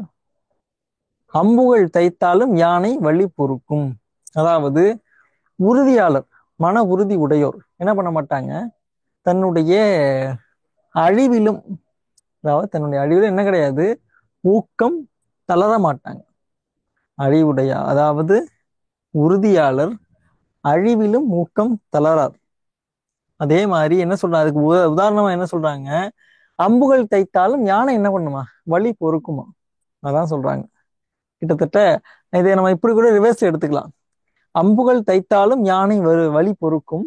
அதுபோல உறுதியாளர் அழிவிலும் எது பண்ண மாட்டாரு? ஊக்கம் தளரார். ஊக்கத்தை மட்டும் கைவிடவே மாட்டார். யாரு? உறுதியா இருக்கிறவங்க. அப்ப ஊக்கத்தை கைவிட்டா யாரு? உறுதியற்றோர். சரிங்களா? அடுத்தது உள்ளம் இயலாதவர். உள்ளம் இயலாதவர் எய்தார் உலகத்து உள்ளம் மன்னிக்கவும் உள்ளம் இலாதவர் எய்தார் உலகத்து வள்ளியம் எனும் செருக்கு. உள்ளம் உள்ளம் இலாதவர் எய்தார் உலகத்து வள்ளியம் எனும் செருக்கு. முதலாவது, உலகத்தில் பெருஞ்செல்வம் எனும் சிறப்பை ஊக்கம் இல்லாதவர் அடையார். உலகத்தில் பெருஞ்செல்வம் எனும் சிறப்பை ஊக்கம் இல்லாதவர் அடையார். இந்த உலகத்துல என்ன சொல்றாங்கன்னா, ஊக்கம், அதாவது உலகத்துல பெருஞ்செல்வன் அப்படிங்கிற சிறப்பை யாரு ஒருபோதும் அடைய மாட்டாங்க? ஊக்கம் இல்லாதவன் அடையவே மாட்டான். சரிங்களா? ஊக்கம் இல்லாதவன் சாதாரண செல்வன்கிற பேர் கூட அவனுக்கு வராது. ஏன்னா செல்வம் இருந்தாதான் செல்வன். அந்த செல்வன்கிற பேர் கூட வராது. அதே பெருஞ்செல்வன்கிற பேரு நிச்சயமா வராதுங்கிறார். அடுத்தது, பரியது கூர்ங்கோட்டது ஆயினும் யானை வெறுவும் புலிதா குறின். பரியது கூர்ங்கோட்டத்து பரியது கூர்ங்கோட்டது ஆயினும் யானை வெறுவும் புலிதா குறின். அதாவது, பருமனும் கூரிய கொம்பும் இருந்தும் புலி தாக்கினால் யானையும் அஞ்சுமே. அதாவது யானை என்னதான் பெருசுதான், அதுகிட்ட என்ன இருக்கு? கூர்மையான தந்தங்கள் இருக்கிறது. இருந்தாலும் எதிர்த்த புலி தாக்கினால் அஞ்சுமே. சரிங்களா? அஞ்சும் தான். ஆனால் இது எதற்கு பொருள்? யானை தாக்குனா புலி அஞ்சுங்கிறது தெரியும் நமக்கு. ஆனா இதுதான் இந்த திருக்குறள் கூட வரக்கூடிய கருத்தா? ஏன்னா இது சாதாரண ஒரு சின்ன பிள்ளைய கேட்டா கூட சொல்லும், புலி தாக்குனா யானை அஞ்சுமா? ஆமா அஞ்சும் அப்படின்னு சொல்லும். ஆனா இதுதான் திருக்குறளுடைய கருத்தான்னு சொல்லி பாத்தீங்கன்னா இது மட்டுமல்ல, இதன் மூலமாக அவர் என்ன சொல்ல வருகிறார் என்பதை நான் புரிந்து கொள்ள வேண்டும். இதான் ஏகதேச உருவக அணிங்கிற மாதிரி ஒண்ணு சொல்லியிருப்பாங்க இல்லையா? அந்த மாதிரிதான். அதாவது, பருமனும் கூரிய கொம்பும் இருந்தும் புலி தாக்கினால் யானையும் அஞ்சுமே. அதாவது நம்மள்ட்ட எல்லாம் இருந்தும், நம்மள்ட்ட செல்வம், கல்வி, ஒழுக்கம் எல்லாம் இருந்தும் அந்த ஊக்கம் என்கிற ஒன்று இல்லைன்னா அது எல்லாமே என்ன பண்ணுமா? அஞ்சும். அதான் அந்த குறளுடைய பொருள். நம்மள்ட்ட எது இருந்தாலும் ஊக்கம் என்பது அவசியம் வேணுங்கிறதுக்காக இந்த ஒரு குறளை சொல்றாங்க. அடுத்தது, உரம் ஒருவருக்கு உள்ள உரம் ஒருவருக்கு உள்ள வெறுக்கை அஃது இல்லார் மரமக்கள் ஆதலே வேறு. அதாவது, உரம் ஒருவருக்கு உள்ள வெறுக்கை அஃது இல்லார் மரமக்கள் ஆதலே வேறு. பொருள், ஊக்க மிகுதியே வலிமை. அது இல்லாதவர் நிலையால் மரம், வடிவால் மானிடர். அவ்வளவுதான். அதாவது ஒண்ணும் இல்லை, ஊக்கம் மிகுதிதான் எது? வலிமை. ஊக்கம் மிகுதிதான் வலிமை. அது இல்லாதவங்க நிலையால் மரம். நிலைன்னா அவன் இருக்கக்கூடிய ஸ்டேஜ்ல அவன் மரம் தான். ஆனா அவன் வடிவத்தால அவன் மனுஷனா இருக்கான். அப்ப எது இருந்தாதான் நம்ம உண்மையான மனுஷன்னே அவர் சொல்றாரு. ஊக்கம் இருந்தாதான் நீ உண்மையான மனுஷன், அது இல்லையா நீ மரம்தான். அதான் அந்த குறளினுடைய பொருள். ஊக்கம் ஒருவருக்கு உள்ள வெறுக்கை அஃது இலார் மரமக்கள் ஆதலே வேறு. ஊக்க மிகுதியே வலிமை. அது இல்லாதவர் நிலையால் மரம், வடிவால் மானிடர். இப்ப அடுத்தது பாத்தீங்கன்னா விருந்தோம்பல். குமரன் இப்ப வந்திருக்கீங்க, பரவாயில்ல, மகிழ்ச்சி. விருந்தோம்பல். இருந்தோம்பி இருந்து ஓம்பி இல்வாழ்வது எல்லாம் விருந்தோம்பி வேளாண்மை செய்தல் பொருட்டு. அதாவது, குடும்பமாக இருந்து சிறந்து வாழ்வதெல்லாம் விருந்து பேணி உதவி செய்தற்கே. அதாவது, ஒரு குடும்பமாக இருந்து சிறந்து வாழ்வதற்கு எல்லாம் என்ன பயன்? அதாவது எதனால நம்ம ஒரு குடும்பமா சேர்ந்து இந்த அளவுக்கு ஒரு குடும்பமா ஒரு ஃபார்ம் பண்ணி பெரியப்பா, சித்தப்பா இதெல்லாம் ஏன் இருக்கணும் அப்படின்னு சொல்லி ஒரு கேள்வி இருந்துச்சுன்னா அதுக்கெல்லாம் பதில் என்னமா? விருந்து பேணி உதவி செய்வதற்கே. அதாவது ஒரு நூல், அந்த நூல் என்பது என்னங்கிறத கமெண்ட்ல சொல்லுங்க. கொஞ்சம் ஒர்க் சாரி, பரவாயில்ல, பிரச்சனை இல்லை. நீங்க திரும்ப வகுப்பு பார்த்துருங்க. சரிங்களா? இந்த வகுப்பை நீங்க ஒரு முறை பார்த்தீங்கனாலே உங்களுக்கு திருக்குறளை திரும்ப படிப்பதற்கான தேவை இருக்காது. சரிங்களா? அதனால ஒரு முறை பார்த்தாலே போதும். ஏன்னா 20 அதிகாரங்கள் தான் இருக்கு. இன்னைக்கு ஒரு குறைந்தபட்சம் ஒரு 10 முடிக்கிறதுக்கு முயற்சி பண்ணுவோம். மீதியை வந்து அடுத்த வகுப்புல பார்த்து முடிச்சிடலாம். சரிங்களா? நீங்க திரும்ப பார்த்துட்டீங்கன்னா போதும். நீங்க பார்த்துட்டீங்களா இல்லையாங்கிறத கொஞ்சம் கமெண்ட்ல கமெண்ட் பண்ணுங்க. சரிங்களா? இப்போ வந்து இன்னைக்கு வகுப்பு 24. நம்ம விடாமுயற்சியினுடைய வகுப்பு 24 வகுப்புகள் கடந்துட்டோம். அதுல வந்து வகுப்பு 24 கம்ப்ளீட்டட் அப்படிங்கிற மாதிரி நீங்களே வந்து ஒரு கமெண்ட்ல கமெண்ட் பண்ணுங்க. சரிங்களா? நீங்க வீடியோ பாக்குறீங்களா இல்லையா எதுவுமே வந்து நமக்கு இங்க இருந்து மானிட்டர் பண்ணும்போது உங்களுக்கு ஓரளவு தெரியல. ஸோ நீங்க பார்த்து முடிச்சிட்டிங்கன்னா கமெண்ட் கீழே போடுங்க. போட்ட பிறகுதான் வந்து ஓரளவுக்கு வந்து எத்தனை பேர் இதை கம்ப்ளீட் பண்ணிருக்கீங்க என்னங்கிறத வந்து நாங்களும் மானிட்டர் பண்ண முடியும். சரியா? அதனால அதையும் பாருங்க. இன்னொன்னு, எந்த வகுப்பையுமே மிஸ் பண்ணாதீங்க. அது உங்களுடைய நலத்துக்காக சொல்றேன். இப்ப நீங்க லைவ்லயே உட்கார்ந்து அந்த வகுப்பை பாக்குறதுல வந்து எதுவும் சந்தேகம் இருந்துச்சுன்னா தாராளமா கேட்க முடியும். உடனுக்குடன் அந்த சந்தேகத்தை கேட்டு சரி செஞ்சிட முடியும். ஒருவேளை நீங்க அப்புறம் ரெக்கார்டட் கிளாஸ் பாக்குறேன், நான் விட்டதை அப்புறம் முடிச்சுக்கிறேன் அப்படின்னா அது கொஞ்சம் அலட்சிய போக்கு வந்துடும். அந்த அலட்சியம் என்பது மதிப்பெண்களை வந்து பெருமளவு குறைக்கும். அதுல கவனமா இருங்க. பரவாயில்ல. மற்றபடி உங்களுக்கு எதுவும் இதெல்லாம் இல்லை. வாழ்த்துக்கள், நல்லா படிங்க. அடுத்தது, அந்த குடும்பமாக இருந்து சிறந்து வாழ்வதெல்லாம் எதுக்குன்னு பாத்தீங்கன்னா விருந்து பெண் உதவி செய்வதற்காகவே. அதாவது விருந்து அப்படிங்கிறது எதுன்னு சொல்றாங்கன்னா, இப்ப தெரிஞ்சவங்க நம்மளுடைய இப்ப சித்தப்பாவோ இல்ல ஒரு மாமாவோ இல்ல அத்தையோ வீட்டுக்கு வராங்கன்னா அவங்க விருந்தினர் கிடையாதான். சரிங்களா? விருந்து என்ன சொல்றாங்கன்னா புதியதே விருந்து அப்படிங்கிற மாதிரி சொல்றாங்க. அதாவது புதியவர்கள் தான் வந்து விருந்தினர்களாம். புதியவர்கள்னா முன்ன பின்ன அறிமுகம் இல்லாம வராங்க பாருங்க, அவங்கதான் விருந்தினர்கள் அப்படிங்கிற மாதிரி ஒரு நூல் சொல்லுது. அது எந்த நூல்ங்கிறத கமெண்ட்ல கமெண்ட் பண்ணுங்க. சரிங்களா? விருந்தே புதிதுன்னு நினைக்கிறேன் அந்த சொல். சரி, இப்ப குடும்பமாக இருந்து சிறந்து வாழ்வதெல்லாம் எதுக்குன்னா விருந்து பேணி உதவி செய்வதற்காகவே. இங்க ஏன் விருந்து பேணி உதவின்னு வருதுன்னு பாத்தீங்கன்னா, நம்ம சொல்லிட்டோம் இல்லையா இப்போ, விருந்து அப்படிங்கிறது எது கிடையாது, நம்ம ஏற்கனவே நம்ம வீட்டுக்கு வந்து பழகிய சொந்தங்கள் கிடையாது நம்ம விருந்தினர் அப்படிங்கிறது, புதியவர்கள். அதனாலதான் நான் வந்து அந்த காலத்துல வந்து திண்ணைங்கிற மாதிரி ஒரு அமைப்பு வச்சிருந்தாங்க. திண்ணைக்கு மேல வந்து திண்டு அப்படிங்கிற மாதிரி ஒண்ணு வச்சிருப்பாங்களாம். அதாவது அவங்க தலை வச்சு படுப்பதற்கு வந்து ஒரு சின்ன மேடு மாரி வச்சிருந்திருக்காங்க. இப்பெல்லாம் என்ன பண்ண மாட்டோம், பெரிய பூட்டா வாங்கி வாசல்ல பூட்டி வச்சிடறோம். ஏன்? திண்ணை கிடையாது, வீட்டு வாசலுக்கே வராத, யாரும் தெரியாதவங்க வராத அப்படிங்கிற மாதிரியான பண்பாடானது மாறிவிட்டது. இப்பெல்லாம் தெரிஞ்சவங்க வீட்டுக்குள்ள போனாலே வந்து குறுக்க நின்று வாங்க வணக்கம், நல்லது, சரி கிளம்புறீங்களா அப்படின்னு சொல்லி அனுப்பி வச்சிடறாங்க. அந்த மாதிரிலாம் வந்து இப்ப பண்பாடானது தேய்ந்து வருகிறது. இந்த பண்பாடை வந்து நம்ம மீட்கணும். சரிங்களா? தமிழருடைய வாழ்வுல பாத்தீங்கன்னா அறியாதவர்களுக்கெல்லாம் வந்து முன்னுரிமை கொடுத்துருக்காங்க. நம்ம 10ஆம் வகுப்பு புத்தகத்திலே படிச்சிருந்திருப்பீங்க நீங்க.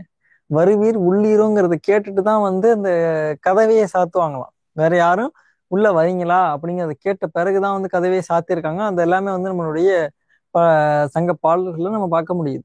ஆனா இப்ப இப்படி இருக்கமா? வரவங்களை பார்த்துட்டே சாத்துறாங்க, வந்துடக்கூடாதுங்கிற மாதிரிலாம். அதெல்லாம் வந்து மாற்ற வேண்டிய பழக்கங்கள். சரி, அதுக்கு அடுத்தது, இந்த இருந்தோம்பி இல்வாழ்வதெல்லாம் விருந்தோம்பி வேளாண்மை செய்தல் பொருட்டு. குடும்பமாக இருந்து சிறந்து வாழ்வதெல்லாம் எதுக்கு? விருந்து பேணி உதவி செய்வதற்கே அப்படின்ட்டார். அடுத்தது, விருந்து புறத்ததா தானுண்டல் சாவா மருந்தினும் வேண்டற்பாற்று அன்று. விருந்து புறத்ததா விருந்து புறத்ததா தானுண்டல் சாவா மருந்தினும் வேண்டற்பாற்று அண்டு அன்று. அதாவது வந்த விருந்து வெளிப்புறம் இருக்க தனக்கு சாவா மருந்து கிடைப்பினும் உண்ணல் ஆகாது. அதாவது நமக்கு வீட்டுக்கு விருந்தினர் வந்திருக்காங்கன்னா அந்த விருந்தினர் வந்து வீட்டுக்கு வெள்ளையோ இல்ல அந்த சமையலுக்கு அந்தாண்டையோ இல்ல எங்கேயோ ஒரு மறைவுல இருக்காங்கிற பொழுது நமக்கு சாகா மருந்து கிடைச்சாலும் கூட அதை நம்ம மட்டும் உண்பது என்னவா நல்லதில்லை அப்படிங்கிறார். உண்ணல் ஆகாது. அதாவது விருந்தினர்ங்கிறவங்க நம்ம வீட்டுக்கு வந்துட்டாங்கன்னா பகிர்ந்து உண்ணல் என்கிற அந்த ஒரு பழக்கம் என்பது இருக்க வேண்டும்ங்கிறாங்க. விருந்தினரா யாரும் வந்திருக்கும் பொழுது நமக்கு அதெல்லாம் என்ன சொல்றாரு, சாதா உணவுன்னு கூட சொல்லல, சாவா மருந்து கிடைக்கணும், சாகாத மருந்து கிடைச்சா கூட அதை நீங்க மட்டும் உண்பது தவறு அப்படிங்கிறார். அடுத்தது, வருவிருந்து வைகளும் ஓம்புவான் வாழ்க்கை பருவந்து பாழ்படுதல் இன்று. அதாவது நாளும் வருகின்ற விருந்தை போற்றுக, வாழ்வு துன்பப்பட்டு அழியாது. என்ன சொல்றாரு, தினைக்கும் விருந்தாடி வராங்களா, விருந்தினர் வரட்டும் வரட்டும், அது மாதிரி போற்றுங்கள். நூல் சொல்லுங்க சார். சொல்றேன். சொல்றேன், வகுப்பு முடியறதுக்குள்ள உங்களுக்கு நூல் சொல்றேன். அடுத்தது, நாளும் வருகின்ற விருந்தை போற்றுக, வாழ்வு துன்பப்பட்டு அழியாது. வருவந்து வரு விருந்து வைகளும் ஓம்புவான் வாழ்க்கை, பருவந்து பாழ்படுதல் இன்று. இன்றுனா என்ன, அது கிடையாதுங்கிறார். எது கிடையாது? இந்த பாழ்படுதல் கிடையாது அப்படிங்கிறார். சரிங்களா? அதாவது நாளும் வருகின்ற விருந்தை போற்றுக. நாளும் தினமும் வந்து விருந்தினர் வராங்களா, தாராளமா வாங்கன்னு சொல்லி போற்றுக. உங்களது வாழ்க்கை என்பது கெடாமல் நிலைத்திருக்கும் அப்படிங்கிறார். சரிங்களா? அடுத்து, அகனமர்ந்து செய்யால் உறையும் முகனமர்ந்து நல்விருந்து ஓம்புவான் இல். அகனமர்ந்து செய்யால் உறையும் முகனமர்ந்து நல்விருந்து ஓம்புவான் இல். சரிங்களா? இதே மாதிரி இப்ப விருந்தினரை போற்றுதல் குறித்து வந்து நம்ம பள்ளி பாடப்புத்தகத்துல ஒரு பாடம் இருக்கு. அந்த பாடம் என்ன, ஒரு 7 நிலைகளோ இல்லை 9 நிலைகளோ சொல்லுவாங்க. அந்த விருந்தினர் வந்தோன்னா முகன் அமர்தல் அப்படிங்கிற மாதிரிலாம் ஒரு சொல்லுவாங்க. அது எந்த பாடல் அப்படிங்கிறத சொல்லுங்க. சரிங்களா? அதை எழுதியது யார், அது எந்த பாடல் அப்படிங்கிறத வந்து நீங்க கமெண்ட்ல கமெண்ட் பண்ணுங்க. சரிங்களா? அதே மாதிரி விருந்தினர் யாரும் வந்துட்டாங்கன்னா 7 அடி பின் சென்று வழி அனுப்புதல் அப்படிங்கிற மாதிரி ஒரு குறிப்பும் இருக்கு. அதுவும் எது அப்படிங்கிறத வந்து கமெண்ட்ல கமெண்ட் பண்ணுங்க. சரிங்களா? அடுத்தது, அகனமர்ந்து செய்யால் உறையும் முகனமர்ந்து நல்விருந்து ஓம்புவான் இல். முகம் மலர்ந்து விருந்து செய்பவன் வீட்டில் அகம் மலர்ந்து திருமகள் தங்கி விடுவாள். அதாவது செல்வம் செல்வம் தங்குமா? எப்ப தங்குமா? முகம் மலர்ந்து விருந்து செய்பவன் வீட்டில். முகம் மலர்ந்து, உண்மையான முக மலர்ச்சியோடு வருபவர்களை வரவேற்று வாங்க வாங்க வாங்க அப்படிங்கிற மாதிரி முக மலர்ச்சியோடு வரவேற்று அவர்களுக்கு என்ன செய்யுது, விருந்து செய்பவன் வீட்டில். அவங்கள ரொம்ப நல்லா கவனிச்சுக்கிறவங்க வீட்டுல யார் தங்குவா? அகம் மலர்ந்து. அகம் மலர்ந்தா உள்ளக்குள்ள அவ்வளவு மகிழ்ச்சியோட யார் தங்குவாங்க? திருமகள். திருமகள்னா செல்வம், லட்சுமிங்கிற மாதிரி சொல்லுவாங்க இல்லையா, அந்த செல்வம் எழுது தங்கிவிடும் அப்படின்னு சொல்றாங்க. பரவாயில்ல. அதி வீரராம பாண்டியன் எழுதிய நூல் சார். அதி வீரராம பாண்டியன் எழுதிய நூல் என்னது? வெற்றி வேர்க்கை தானே? அதையும் சேர்த்து சொல்லுங்க. அதி வீரராம பாண்டியன் எழுதிய நூல் சிறப்பு. ஆனா சரிதான். அடுத்தது, முகம் மலர்ந்து அகம் மலர்ந்து திருமகள் தங்கி விடுவாள். அதுவும் சாதாரண கிடையாது, ரொம்ப மன மகிழ்ச்சியோட திருமகள் தங்குவாங்க அப்படின்னு சொல்றாங்க. அப்ப எப்படி விருந்து பரிமாறணும்? முகம் மலர்ந்து, ஐயோ வீட்டுக்கு வந்துட்டானே, இவனெல்லாம் யாரு வீட்டுக்கு கூப்பிட்டதுங்கிற மாதிரி மனசுக்குள்ள நினைச்சுக்கிட்டு என்ன பண்ணக்கூடாது, அவங்களுக்கு விருந்து பரிமாறக்கூடாது. உள்ள மகிழ்ச்சியோடய அவங்களுக்கு வந்து விருந்து பரிமாறி அவர்களை நம்ம ரொம்ப மகிழ்ச்சியா கவனிச்சுக்கிட்டோம்னா செல்வம், அதாவது திருமகள் என்பது வீட்டில் நிலை பெற்று நிற்கும் அப்படிங்கிறது வள்ளுவரின் கருத்து. சரிங்களா? அடுத்து,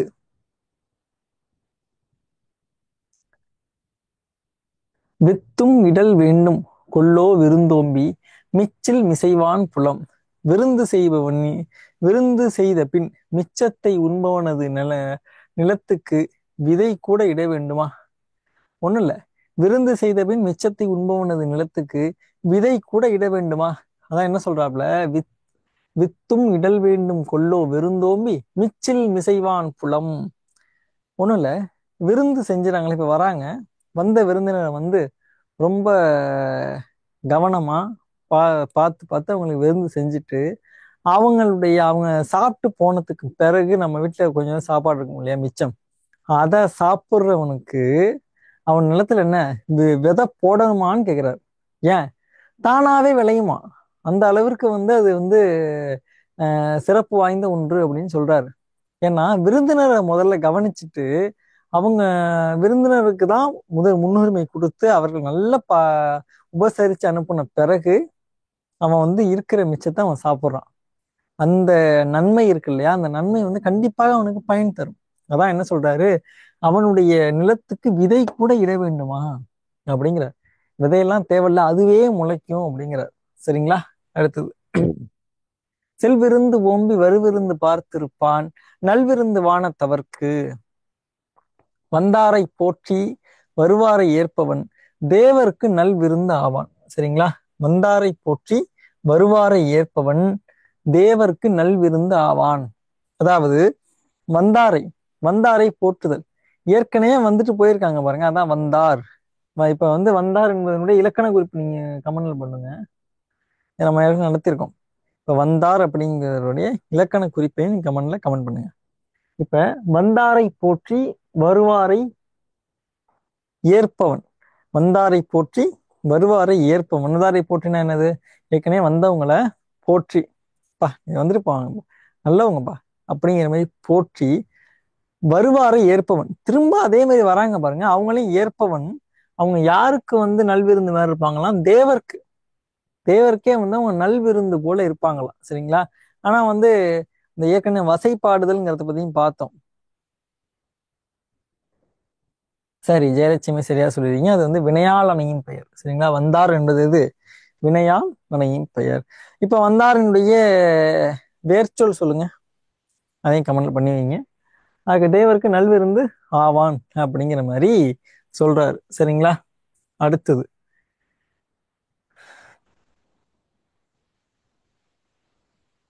இணை துணைத்து என்பதொன்று இல்லை விருந்தின் துணை துணை வேள்வி பயன். அதாவது இணை துணைத்து என்பதொன்று இல்லை விருந்தின் துணை துணை வேள்வி பயன். விருந்தின் பயன் இதுவென்று அளக்க முடியாது, விருந்தினரின் பெருமையே விருந்தின் பெருமை. அதாவது இப்ப விருந்து நம்ம சொல்றோம், வினையாளனை பேர் வா, சரிதான். சரிங்களா? வந்த இதனுடைய வேர்ச்சொல் என்பது இதுதான், வா. சரி, இப்ப விருந்தின் பயன் இதுவென்று அளக்க முடியாது. ஏன்னா என்ன சொல்றாங்க? விருந்தினர் பெருமையே விருந்தின் பெருமை அப்படின்ட்டான். அதாவது இப்ப விருந்தின் பெருமைன்னா என்னது? வந்து அவங்கள போற்றி அவங்களுக்கு உணவு பரிமாறி அவர்களை இன்முகத்தோடு வரவேற்று அவங்களுடைய மனம் கோணாம நம்ம நடக்கிறோம் பாருங்க, அதுதான் வந்து விருந்து. அந்த விருந்துடைய பெருமையை வந்து நம்ம அளவிட முடியுமான்னா அதுக்கு அளவுகோலே இல்லை. இதே மாதிரி வந்து அளவுகளே இல்லைங்கிற மாதிரி இப்ப அன்புடைமை அதிகாரத்துல ஒண்ணு சொல்லுவாப்புல, அது என்னன்னா அன்பை அடைத்து வைக்க தாழ்பால் இல்லைம்பாப்புல. அதே மாதிரி இதுக்கு என்ன கிடையாது, இதுக்கு அளவுகோல் இல்லை. சரிங்களா? அதுக்கு எதுதான் அளவுகோல்னு பாத்தீங்கன்னா, இப்ப விருந்தினரோட பெருமை தான் வந்து விருந்தின் அளவுகோல், விருந்தின் பெருமை அப்படின்னு சொல்றாரு. சரி, சரிங்களா? அதாவது விருந்தின் பயன் இது என்று அளக்க முடியாது, விருந்தினர் பெருமையே விருந்தின் பெருமை. அடுத்தது பரிந்தோம்பி பற்றற்றேம் என்பர் விருந்தோம்பி வேள்வி தலைப்படாதார். பரிந்தோம்பி பற்றற்றேம் என்பர் விருந்தோம்பி வேள்வி தலைப்படாதார். அதாவது விருந்து எனும் வேள்வியில் ஈடுபடாதவர் காத்த பொருளையும் இழந்து பின் வருந்துவர். விருந்து எனும் வேள்வியில் ஈடுபடாதவர் காத்த பொருளையும் இழந்து பின் வருந்துவர். விருந்து அத வந்து வேள்விங்கிறார். வேள்வின்னா எதுன்னு பார்த்தீங்கன்னா யாகம். யாகம் பண்றதா என்ன கிடைக்கும்? நமக்கு நன்மைகள் கிடைக்கும். அப்ப விருந்தையும் என்ன சொல்றாரு? வேள்வி என்று ஒப்பிடுக்கிறார். அப்ப விருந்து செய்வதாலும் என்ன கிடைக்கும்? நன்மை கிடைக்கும். அப்ப அந்த விருந்து என்ற கூடிய அந்த வேள்வியில் ஈடுபடாதவர் காத்த பொருளையும் இழந்து, ஏன்னா காத்த பொருள், அந்த பொருட்கள் சேர்ப்பது எதுக்குன்னு பாத்தீங்கன்னா இந்த மாதிரி விருந்தினர் வராங்களா அவங்கள வரவேற்று அவர்களுக்கு உபசரிப்பு செய்து அவர்களை வந்து போற்றி பாதுகாப்பதற்கு தான் அந்த செல்வமே. நீ அதுக்கே அந்த செல்வத்தை பயன்படுத்தலைன்னா அந்த செல்வம் என்ன போயிடும்? உன்கிட்ட நிலை பெறாது, அது ஏதோ ஒரு வகையில போயிடும் அப்படிங்கிறார். இழந்த பொருளை காத்த பொருளையும் இழந்து பின் வருந்துவர். சரிங்களா? காத்த பொருளையும் இழந்து என்ன பண்ணுவாப்ல? பின் வருந்துவர் அப்படின்னு சொல்றாங்க. சரிங்களா? அடுத்தது உடைமையுள் இன்மை. உடைமையுள் இன்மை விருந்தோம்பல் ஓம்பா மடைமை மடமை மடவார்க்கன் உண்டு. உடைமையுள் இன்மை விருந்தோம்பல் ஓம்பா மடமை மடவார்க்கன் உண்டு. அதாவது செல்வத்தில் வறுமை, செல்வத்தில் வறுமை விருந்திடா மடமையாம். செல்வத்தில் வறுமை எதுன்னு பாத்தீங்கன்னா விருந்திடா மடமையாம். இக்குணம் முழுவதும் அறிவிலியிடமே இருக்கும். இக்குணம் முழுதும் அறிவிலியிடமே இருக்கும். அறிவிலியிடம்னா அறிவில்லாதவர்னு அர்த்தம். சரியா? அதாவது என்ன சொல்றாங்க? செல்வம் இருந்தும் வறுமை எதுவென்றால் அதுதான் எது? விருந்திடா மடமைங்கிறார். விருந்திடா இது கிடையாது, மடமை. மடமைன்னா என்னது? அறிவில்லாத ஒரு மூடத்தனமான ஒரு செயல். அதான் சொல்றார். விருந்திடா மடமைன்னா செல்வம் இருந்தா என்ன பண்ணணும்? விருந்தினரை கூப்பிட்டு விருந்து வைக்கணும். விருந்தினா வெறும் சாப்பாடு போறது மட்டும் கிடையாது. இந்த அந்த விருந்துங்கிறத வந்து நல்லா ஆழமா புரிஞ்சுக்கோங்க. வெறும் எல்லாரையும் உட்கார வச்சு நல்லா சோத்தை போட்டு அனுப்புறது மட்டும் கிடையாது. விருந்து என்பதனுடைய எதுன்னா முக மலர்ச்சியோடு உண்மையா அவங்கள வரவேற்று நம்மளுடைய முழு அன்பையும் காட்டி அவர்களை வந்து உபசரிக்கிறது.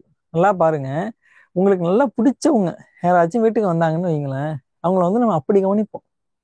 ஐயா என்ன வேணும், என்ன வேணும், சாப்பிட்றீங்களா, டீ காஃபி கூல்ட்ரிங்க்ஸ் எது வேணும் அப்படிங்கிற மாதிரி கேட்டு அவங்கள அப்படி கவனிப்போம். அதுவே நமக்கு பிடிக்காதவங்க யாராச்சும் வந்துட்டாங்கன்னா, ஆஹ் இப்போ உங்களுக்கு கூல்ட்ரிங்க்ஸ் கொடுத்தா குடிக்கவா போறீங்க, குளிர் நேரம் வேற ஜுரம் வரும், டீ வேற கொடுத்தா குடிக்கவா போறீங்க, ஏற்கனவே சுகரு, எதுவும் ஸ்வீட்டு ஆட்டு கொடுத்தா கூட அதையும் சாப்பிட போறீங்க, ஏன் சாப்பிட்டு வர வந்திருப்பீங்க. இப்படி நம்ம ஒரு அந்த ஒரு பாகுபாடு இருக்கும் சரிங்களா, அதெல்லாம் இருக்கக்கூடாது. விருந்தினர் நமக்கு வீட்டுக்கு வந்துட்டாலே அவங்க தான் நமக்கு பிடித்தவர்கள் தான். நம்ம அவர்களை போற்றி கண்டிப்பாக என்ன பண்ணணும், அவங்கள வந்து வரவேற்று போற்றி அக மகிழ்வோடு அவர்களை வந்து உபசரித்தே ஆக வேண்டும் என்பது கடமை. அதான் அவரும் சொல்றாப்புல, செல்வம் இருந்தும் வறுமை எதுன்னு பாத்தீங்கன்னா, எதுவுமே விருந்து இடாம எச்சக்கையில கூட காக்கா ஓட்ட மாட்டாங்கன்னு சொல்லுவாங்க இல்லையா, அந்த மாதிரி அந்த மாதிரி விருந்து இடாத ஒரு மடமை தான் வந்து செல்வம் இருந்தும் இருக்கக்கூடிய வறுமை. அந்த குணம் யார்கிட்ட இருக்கும்னு பாத்தீங்கன்னா அறிவிலியிடமே இருக்கும். அறிவில எது, கொஞ்சம் கூட அறிவு என்பது இல்லாத ஒருவனிடம்தான் இந்த குணமானது இருக்கும் என்று சொல்றாங்க. ஆனா இப்ப இருக்கக்கூடிய நிதர்சன உண்மை என்னவென்றால், அந்த மாதிரி இந்த மாதிரி அறிவிலியிடம்தான் செல்வம் என்பது இருக்கிறது. சரியா, இதுவும் வந்து இப்ப இருக்கக்கூடிய ஒரு கசப்பான உண்மை. சரி, மோப்பக்குழையும் அனிச்சம் முகந்திருந்து நோக்கக் குழையும் விருந்து. மோப்பக்குழையும் அனிச்சம் முகந்திரிந்து நோக்கக் குழையும் விருந்து.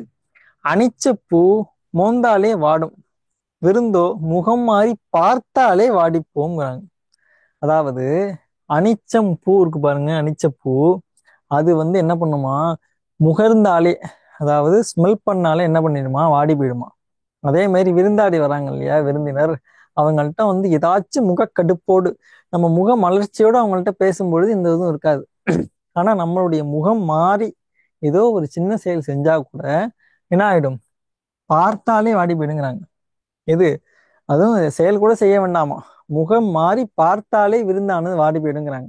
இது எதுவுமே நீங்க இன்னும் கொஞ்சம் நீங்க லைஃப்ல நல்லா உணர்ந்து புரிஞ்சு கொள்ள வேண்டும் என்றால், இது எதையுமே உங்க லைஃப்ல நீங்க அதாவது நீங்க நம்ம வீட்டுக்கு வேற யாரும் வந்திருக்காங்கன்னா இது எல்லாமே நீங்க இம்ப்ளிமெண்ட் பண்ணி ட்ரை பண்ணி பார்க்க கூடாது. இது எல்லாத்தையுமே நல்லா புரிஞ்சுக்கணும்னா, நீங்க ஒரு வீட்டுக்கு விருந்தினரா போயிருக்கீங்க, அப்போ உங்களை அவங்க எதுவும் முகம் மாறி பார்த்தாங்கன்னா நீங்க எப்படி வருத்தப்படுவீங்க, அதைத்தான் இவரும் சொல்றாரு. சரிங்களா, இதை மாதிரி நீங்க ஒவ்வொன்றத்தையுமே வந்து நீங்க விருந்தினரா போனப்ப அவங்க இப்பெல்லாம் நடந்த மாதிரி நீங்க கற்பனை பண்ணீங்கன்னா இதனுடைய குரலானது முழு பொருள் உங்களுக்கு தெளிவாக புரியும். சரிங்களா, சரி. இப்போ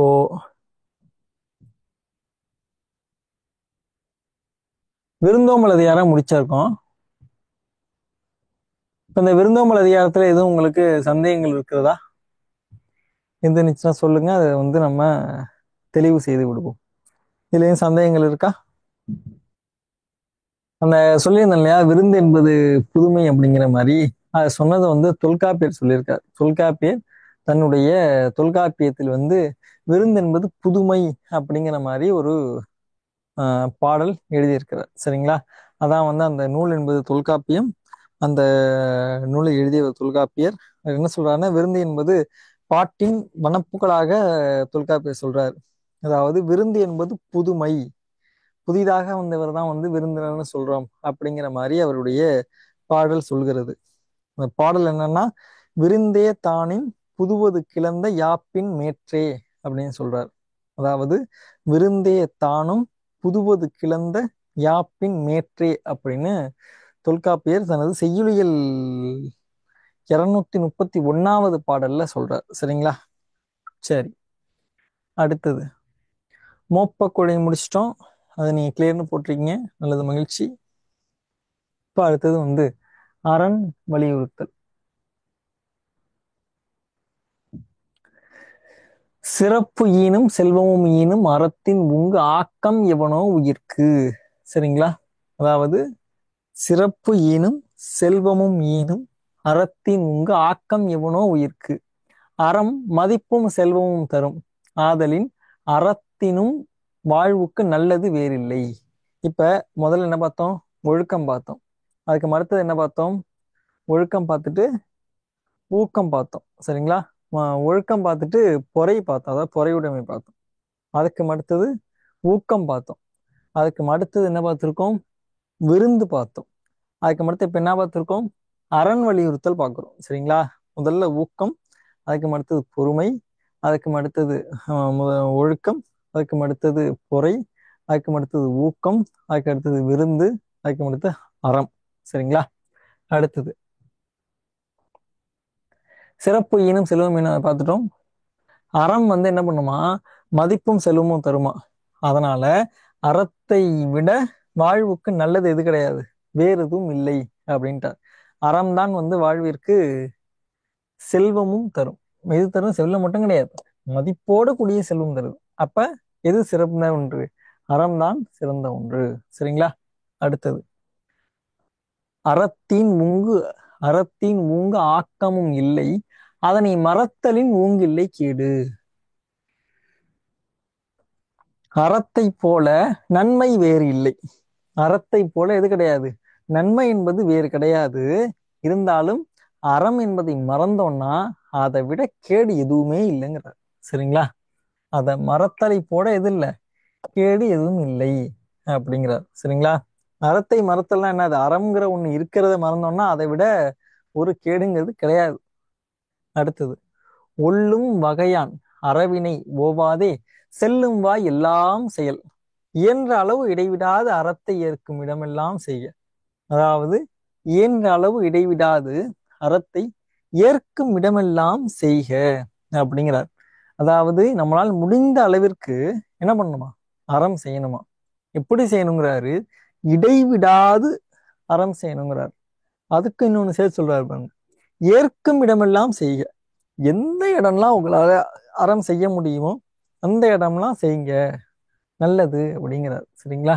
அதான் உள்ளும் வகையான் அறவினை ஓவாதே செல்லும் வாய் எல்லாம் செயல். அடுத்தது மனத்துக்கண் மாசு இலனாதல் அனைத்தரன் ஆகுல நீரபிற, மனப்பிழையன்றி நட அதுவே அறம், மற்றவை எல்லாம் வெளிப்பக்கட்டு. அதாவது வெளிப்பகட்டு. தங்கப்ப தக்கம்ங்கிறமே படிச்சிட்டேன், இந்த வெளிப்பகட்டு. சரிங்களா? சரி. அதாவது மனப்பிழையன்றி நட தான் மனத்துக்கண் மாசு இலனாதல். இந்த குறள் வந்து மிகவும் ஆழமான ஒரு பொருளை தருகிறது. நம்மளை வந்து அடிக்கடி ஒண்ணு சொல்லுவாங்க, கடவுள் மேல இருந்து பாக்குறான் மேல இருந்து பாக்குறான்னு சொல்லிட்டு. ஆனா அதை வந்து நான் கொஞ்சம் மாற்றி கையாளுறேன். கடவுள் என்பது மேலே இருந்து பார்க்கவில்லை, உள்ளே இருந்து பார்க்கிறான். சரிங்களா? நீங்கள் உங்களது மனம் அறியாமல் எந்த ஒரு தவறும் செய்ய முடியாது. அதே போன்று உங்கள் மனம் அறியாமல் எந்த ஒரு நன்மையும் உங்களால் செய்ய முடியாது. அப்பொழுது என்னை பொறுத்த மட்டில் அந்த மேல இருந்து ஒருத்தன் பார்க்கறான் மேல இருந்து பார்க்கறான்னு சொன்னாங்க இல்லையா? ஏன்னா கடவுளுக்கு நிறைய வேலை இருக்கும். ஒவ்வொருத்தவர்களையும் பார்த்து கொண்டிருப்பது அவர்களது வேலை அல்ல. சரிங்களா?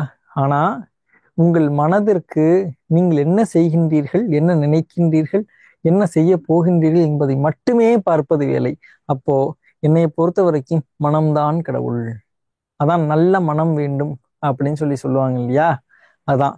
இப்பொழுது சொல்லுங்கள், நீங்கள் எந்த செயல் செய்தாலும் சரி அதில் உங்களுடைய மனசாட்சிக்கு கட்டுப்பட்டு நடங்கள், அது உங்களுக்கு வெற்றியை தேடித்தரும்.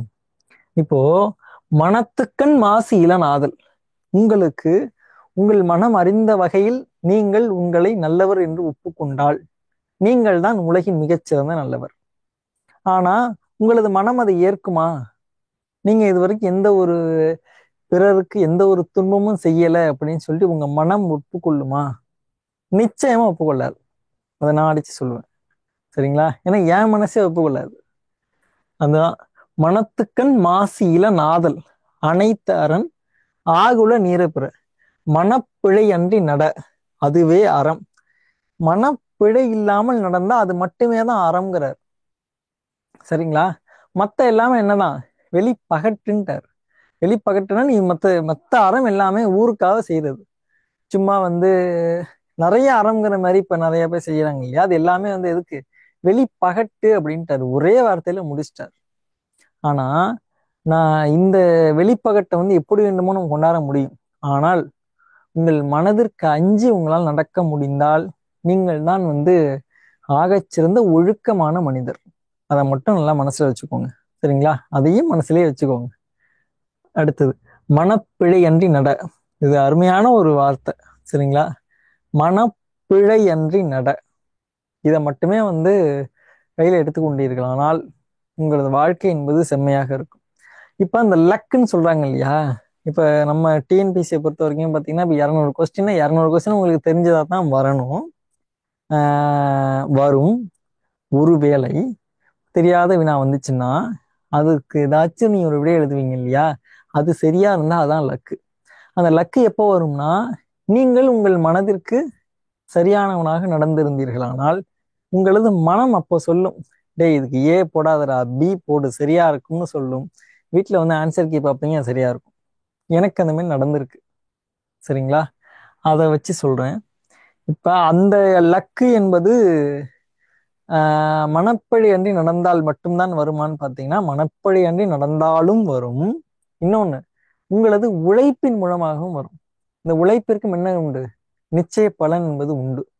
அந்த மாதிரி கடுமையா உழைச்சிங்கன்னு, இப்போ ஒரு பாடம் படிக்கிறீங்க, ரொம்ப கடுமையா படிச்சிருக்கீங்க, ஒருவேளை அந்த பாடத்துல இருந்து வினாவே கேட்கல, வேற எங்க இருந்தோ கேட்டிருக்காங்க, ஆனா அந்த உழைப்பு என்ன பண்ணாது? வீண் போயிடாது.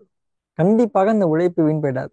நீங்க அந்த தெரியாத வினாக்கு விடை எழுதுறீங்க பாருங்க, அந்த விடை சரியாக இருக்கும். அதான் அந்த உழைப்பினுடைய பலன். சரிங்களா? அடுத்தது, நீங்க விடியற் காலையில ஊரே தூங்கி கொண்டிருக்கும் பொழுது நீங்கள் மட்டும் விழித்து படிக்கிறீங்க இல்லையா? அந்த உழைப்பு நிச்சயம் உங்களுக்கு அரசு பணியை தேடித்தரும். அதே மாதிரி உங்க நண்பர்களை பார்த்திருப்பீங்க. அந்த இப்ப படிக்கிற ஒவ்வொருத்தருமே சரி, கடுமையான குடும்ப சூழல்களை எதிர்கொண்டு, அந்த குடும்ப சூழல்னா எல்லாமே இருக்கும். ஃபினான்சியல் ப்ரெஷர் இருக்கும், ஃபேமிலி ப்ரெஷர் இருக்கும், அந்த ப்ரெஷர், இந்த பிரச்சனை, ஏகப்பட்ட பிரச்சனைகள் இருக்கும். இன்னொன்று, உடல் சோர்வு, உடல் அயற்சி, மனச்சோர்வு, மன அயற்சி, இது எல்லாமே இருக்கும். இது எல்லாத்தையுமே கடந்து நீங்க படிக்கிறீங்கன்னா அந்த படிப்பு, அந்த உழைப்பு நிச்சயம் உங்களுக்கு ஒரு பலனை தேடி தந்தே ஆக வேண்டும். அது இயற்கை நியதி. ஆக உழைப்பை மட்டும் கடுமையாக்குங்க. அந்த கடுமையோட சேர்த்து கொஞ்சம் ஸ்மார்ட்டா ஒர்க் பண்ணீங்கன்னா உங்க வெற்றியை யாராலையும் இருக்க முடியாது. நீங்க தான், நீங்க ஒரு ஆள் தான் வெற்றி. சரிங்களா? பார்க்கக்கூடிய ஒவ்வொருத்தருக்கும் சொல்றேன், உங்களது வெற்றி என்ன பண்ண முடியாது? தடுக்கவே முடியாது. உங்களால் நிச்சயமாக வரக்கூடிய தேர்வுகளில் வெற்றி பெற முடியும். ஒரு தேர்வு வெற்றி பெற்றீங்கன்னு வச்சுக்கோங்களேன், அடுத்தடுத்த வர தேர்வுலாம் இது என்னடா எக்ஸாம், பார்த்துக்கலாம், இந்த சூட்சமும் தெரிஞ்சிடும். அந்த ஒரு தடவை வெற்றி பெற்றுட்டீங்கன்னா அடுத்தடுத்த தேர்வுல கண்டிப்பா வெற்றி பெற்று விடலாம். இப்ப விருதுநகர் மாவட்ட ஆட்சியர் ஜெயசீலன் நினைக்கிறேன், அவருடைய நேர்காணல்ல கூட சொல்லியிருப்பாரு, கண்டிப்பா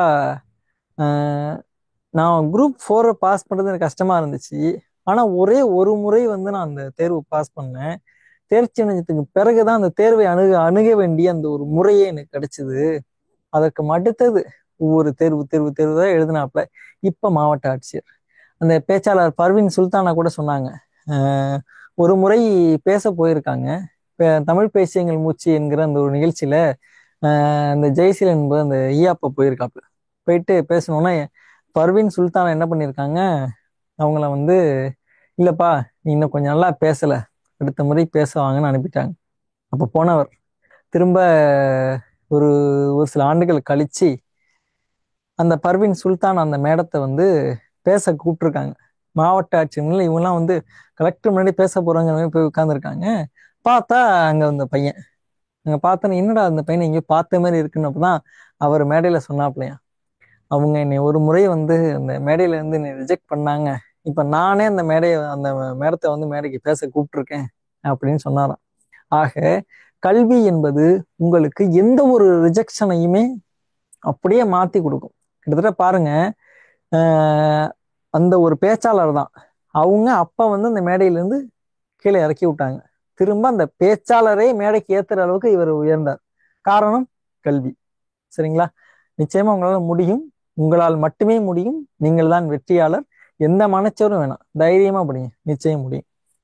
சரி, அழுக்காறு அவாவுகளி இன்னாச்சொல் நான்கும் இழுக்கா என்றது அறம்.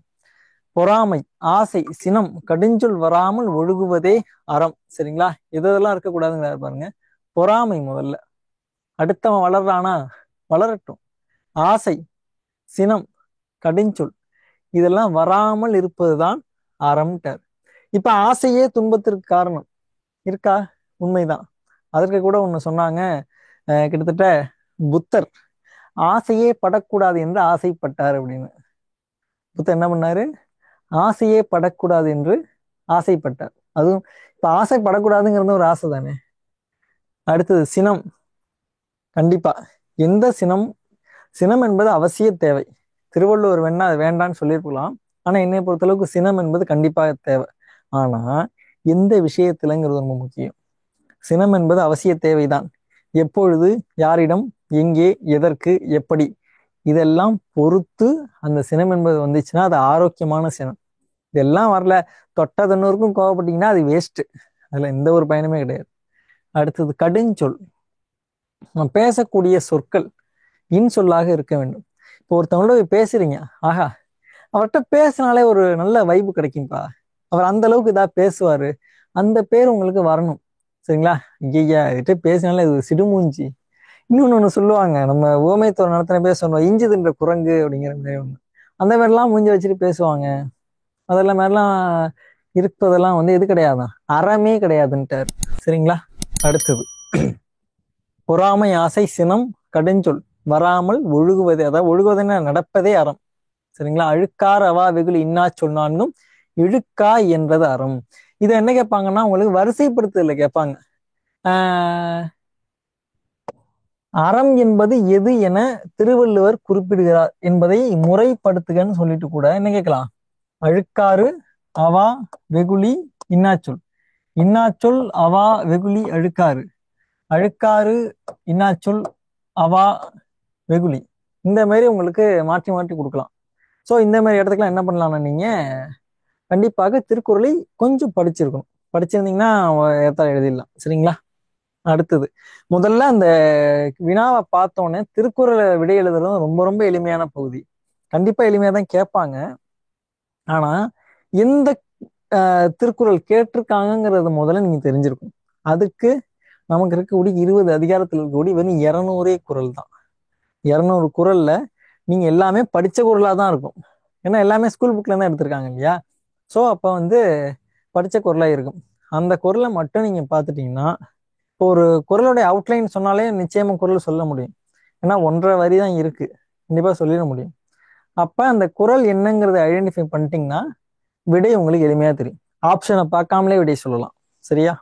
அடுத்தது அன்று அறிவாம். அன்று அன்று அறிவாம் அன்று அறிவாம் எண்ணாது அறம் செய்க மற்றது பொன்றும் கால் போன்றா துணை. அன்று அறிவாம் எண்ணாது அறம் செய்க மற்றது பொன்றும் கால் போன்றா துணை. சாகும்போது பார்த்து கொள்வோம், சாகும்போது பார்த்து கொள்வோம் என்னாது, சாகும்போது பார்த்து கொள்வோம் என்னாது நாளும் அறம் செய்க அதுவே உயிர் துணை. அதாவது அறம் எப்ப செய்யலாம், அது நம்ம கடைசி காலத்துல செஞ்சுக்குவோம். அது வரைக்கும் என்ன பண்ணுவோம்னு விடக்கூடாதுன்னு இருக்காது. சாகும்போது பார்த்து கொள்வோம் என்று எண்ணாது நாளும் அறம் செய்க அதுவே உயிர் துணை. உயிருக்கு துணையாக வருவது எது என்று வள்ளுவர் குறிப்பிடுகிறார்? அறம் செய்வதுதான் என்னதான் உயிர் துணை. அறம் செய்வதுதான் உயிர் துணை என்று வள்ளுவர் குறிப்பிடுகிறார். அதுக்கு விடையதான். சரிங்களா? இப்போ நம்ம அறம் எப்பொழுதும் செய்ய வேண்டும்.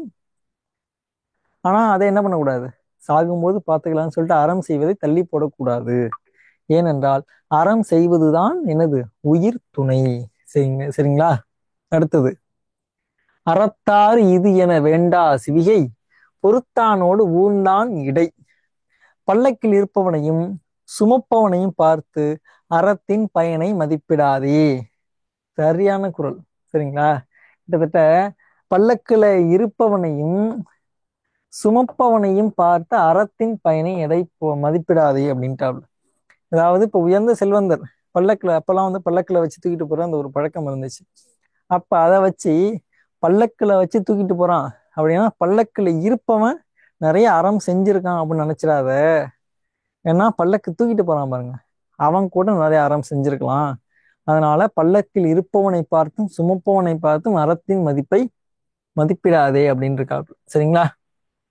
அடுத்தது, வாழ்நாள் படாமை நன்று ஆற்றின் வாழ்நாள் படாமை நன்றாற்றின் அஃதொருவன் வாழ்நாள் வழி அடைக்கும் கல். வீழ்நாள் மணிக்கும் வீழ்நாள் படாமை நன்றாற்றின் அஃதொருவன் வாழ்நாள் வழி அடைக்கும் கல். நாள் தவறாமல் அறம் செய்க, அது ஒருவன் பிறப்பு வழியை அடைக்கும் கல்லாகும். நாள் தவறாமல் அறம் செய்க, அது ஒருவன் பிறப்பு வழி அடைக்கும் கல்லாகுங்கிறாப்புல. அதாவது இந்த உலகினுடைய ஒரு சிறப்பு அம்சம் என்னன்னு பாத்தீங்கன்னா, அந்த அறம் பொருள் இன்பம் வீடுன்னு ஒரு 4 சொல்லுவாங்க இல்லையா? அதுல வந்து மிகப்பெரிய செல்வம் எதுன்னு பாத்தீங்கன்னா, மீண்டும் மறுபிறப்பு எடுப்பது.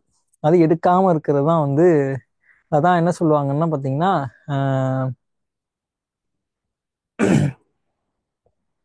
பிறப்பு வழியை அடைக்கும் கல். அதாவது மறுபிறப்பு எடுக்காமல் இருப்பது பிறவா பெருநிலை அப்படின்னு சொல்லுவாங்க. அந்த பிறவா பெருநிலை பெறுவதற்கு எது உங்களுக்கு துணை நிற்கும்னு பாத்தீங்கன்னா அந்த அறம். அதான் என்ன சொல்றாப்புல, நாள் தவறாமல் அறம் செய்க, அது ஒருவன் பிறப்பு வழியை அடைக்கும் கல்லாகும். அதாவது நம்ம தெரிந்தோ தெரியாமலோ இந்த ஒரு பிறப்பு பிறந்து விட்டோம். இந்த ஒரு பிறப்பு பிறந்ததுக்கு இவ்வளவுதான் அனுபவிச்சிட்டோம். இப்ப திரும்பியும் நமக்கு ஒரு பிறப்பு தேவையா என்று நாம் யோசிக்கக்கூடிய ஒரு நிலை என்பது வரும். அதுக்குதான் என்ன சொல்றாரு, திரும்ப பிறந்து நீ வேஸ்ட் பண்ணாத, நீ திரும்ப பிறக்காமல் இருப்பதே சிறந்தது. அப்படி திரும்ப நீ பிறக்காமல் திரும்ப பிறந்து வேற எதுவும் துன்பத்தை அனுபவிக்காமல் நீ இருக்க வேண்டும் என்றால் நாளும் அறம் செய்க, அந்த அறம்தான் உனது பிறப்பின் வழியை அடைக்கக்கூடிய கல்லாகும் என்று வள்ளுவர் கூறுகிறார். அடுத்தது, அறத்தான் வருவதே இன்பம் மற்றெல்லாம் புறத்த புகழும் இல.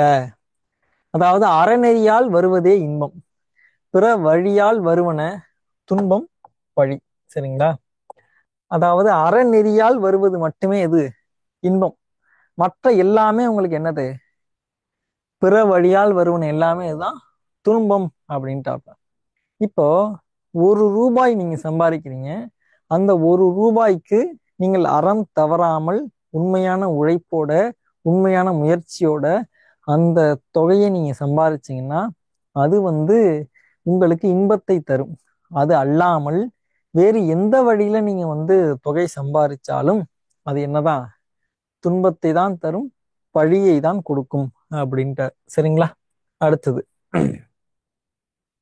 செயற்பாலது ஓரும் அரணே ஒருவர்க்கு உயர்பாலது ஓரும் பழி. யாரும் செய்ய வேண்டுவது அறமே, யாரும் விட வேண்டியது பழியே. எல்லாரும் செய்ய வேண்டியது எது? அறம். இதே மாதிரி எல்லாரும் விட வேண்டியது எதுன்னு பாத்தீங்கன்னா பழி. சரிங்களா? யாரும் விட வேண்டியது பழி. பழினா என்னது? யாரும் விட வேண்டியது பழினா எல்லா ஒருத்தவங்க மேல ஒருத்தவங்க பழி சுமத்துறது கிடையாது. பழி என்பது அறம் இல்லாமல் வரக்கூடிய செயல் எல்லாத்தையுமே என்ன சொல்றாரு? பழி என்கிற அந்த ஒரு ஒற்றை வார்த்தைக்குள்ள சொல்லிட்டாரு. இது எல்லாத்தையுமே என்ன பண்ணணுமா? அந்த அறம் இல்லாமல் வரக்கூடிய பழி எல்லாத்தையுமே அனைத்து மக்களும் விட வேண்டும். அதே மாதிரி அனைத்து மக்களும் செய்ய வேண்டியது எது? அறம். சரிங்களா? இதை மாத்தி புரிஞ்சோம்னா தவறு வேற மாதிரி ஆயிடும். அனைத்து மக்களும் செய்ய வேண்டியது பழி, அனைத்து மக்களும் விட வேண்டியது அறம்னு பார்த்தோம்னா வள்ளுவருடைய குரலே மாறிடும். சரிங்களா? அதனால கவனமா இருக்கணும். இப்ப அரண் வலியுறுத்தல் பார்த்துட்டோம். சரிங்களா?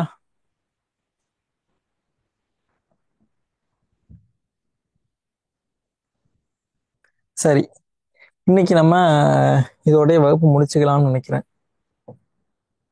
நம்ம ஈகை மற்றும் அடுத்த வரக்கூடிய அதிகாரங்களை அடுத்த வகுப்பில் பார்க்கலாம் என்று எண்ணுகிறேன். சரிங்களா? சரி, இந்த வகுப்புல உங்களுக்கு வேற எதுவும் சந்தேகங்கள் இருந்துச்சுன்னா அதை கேளுங்க.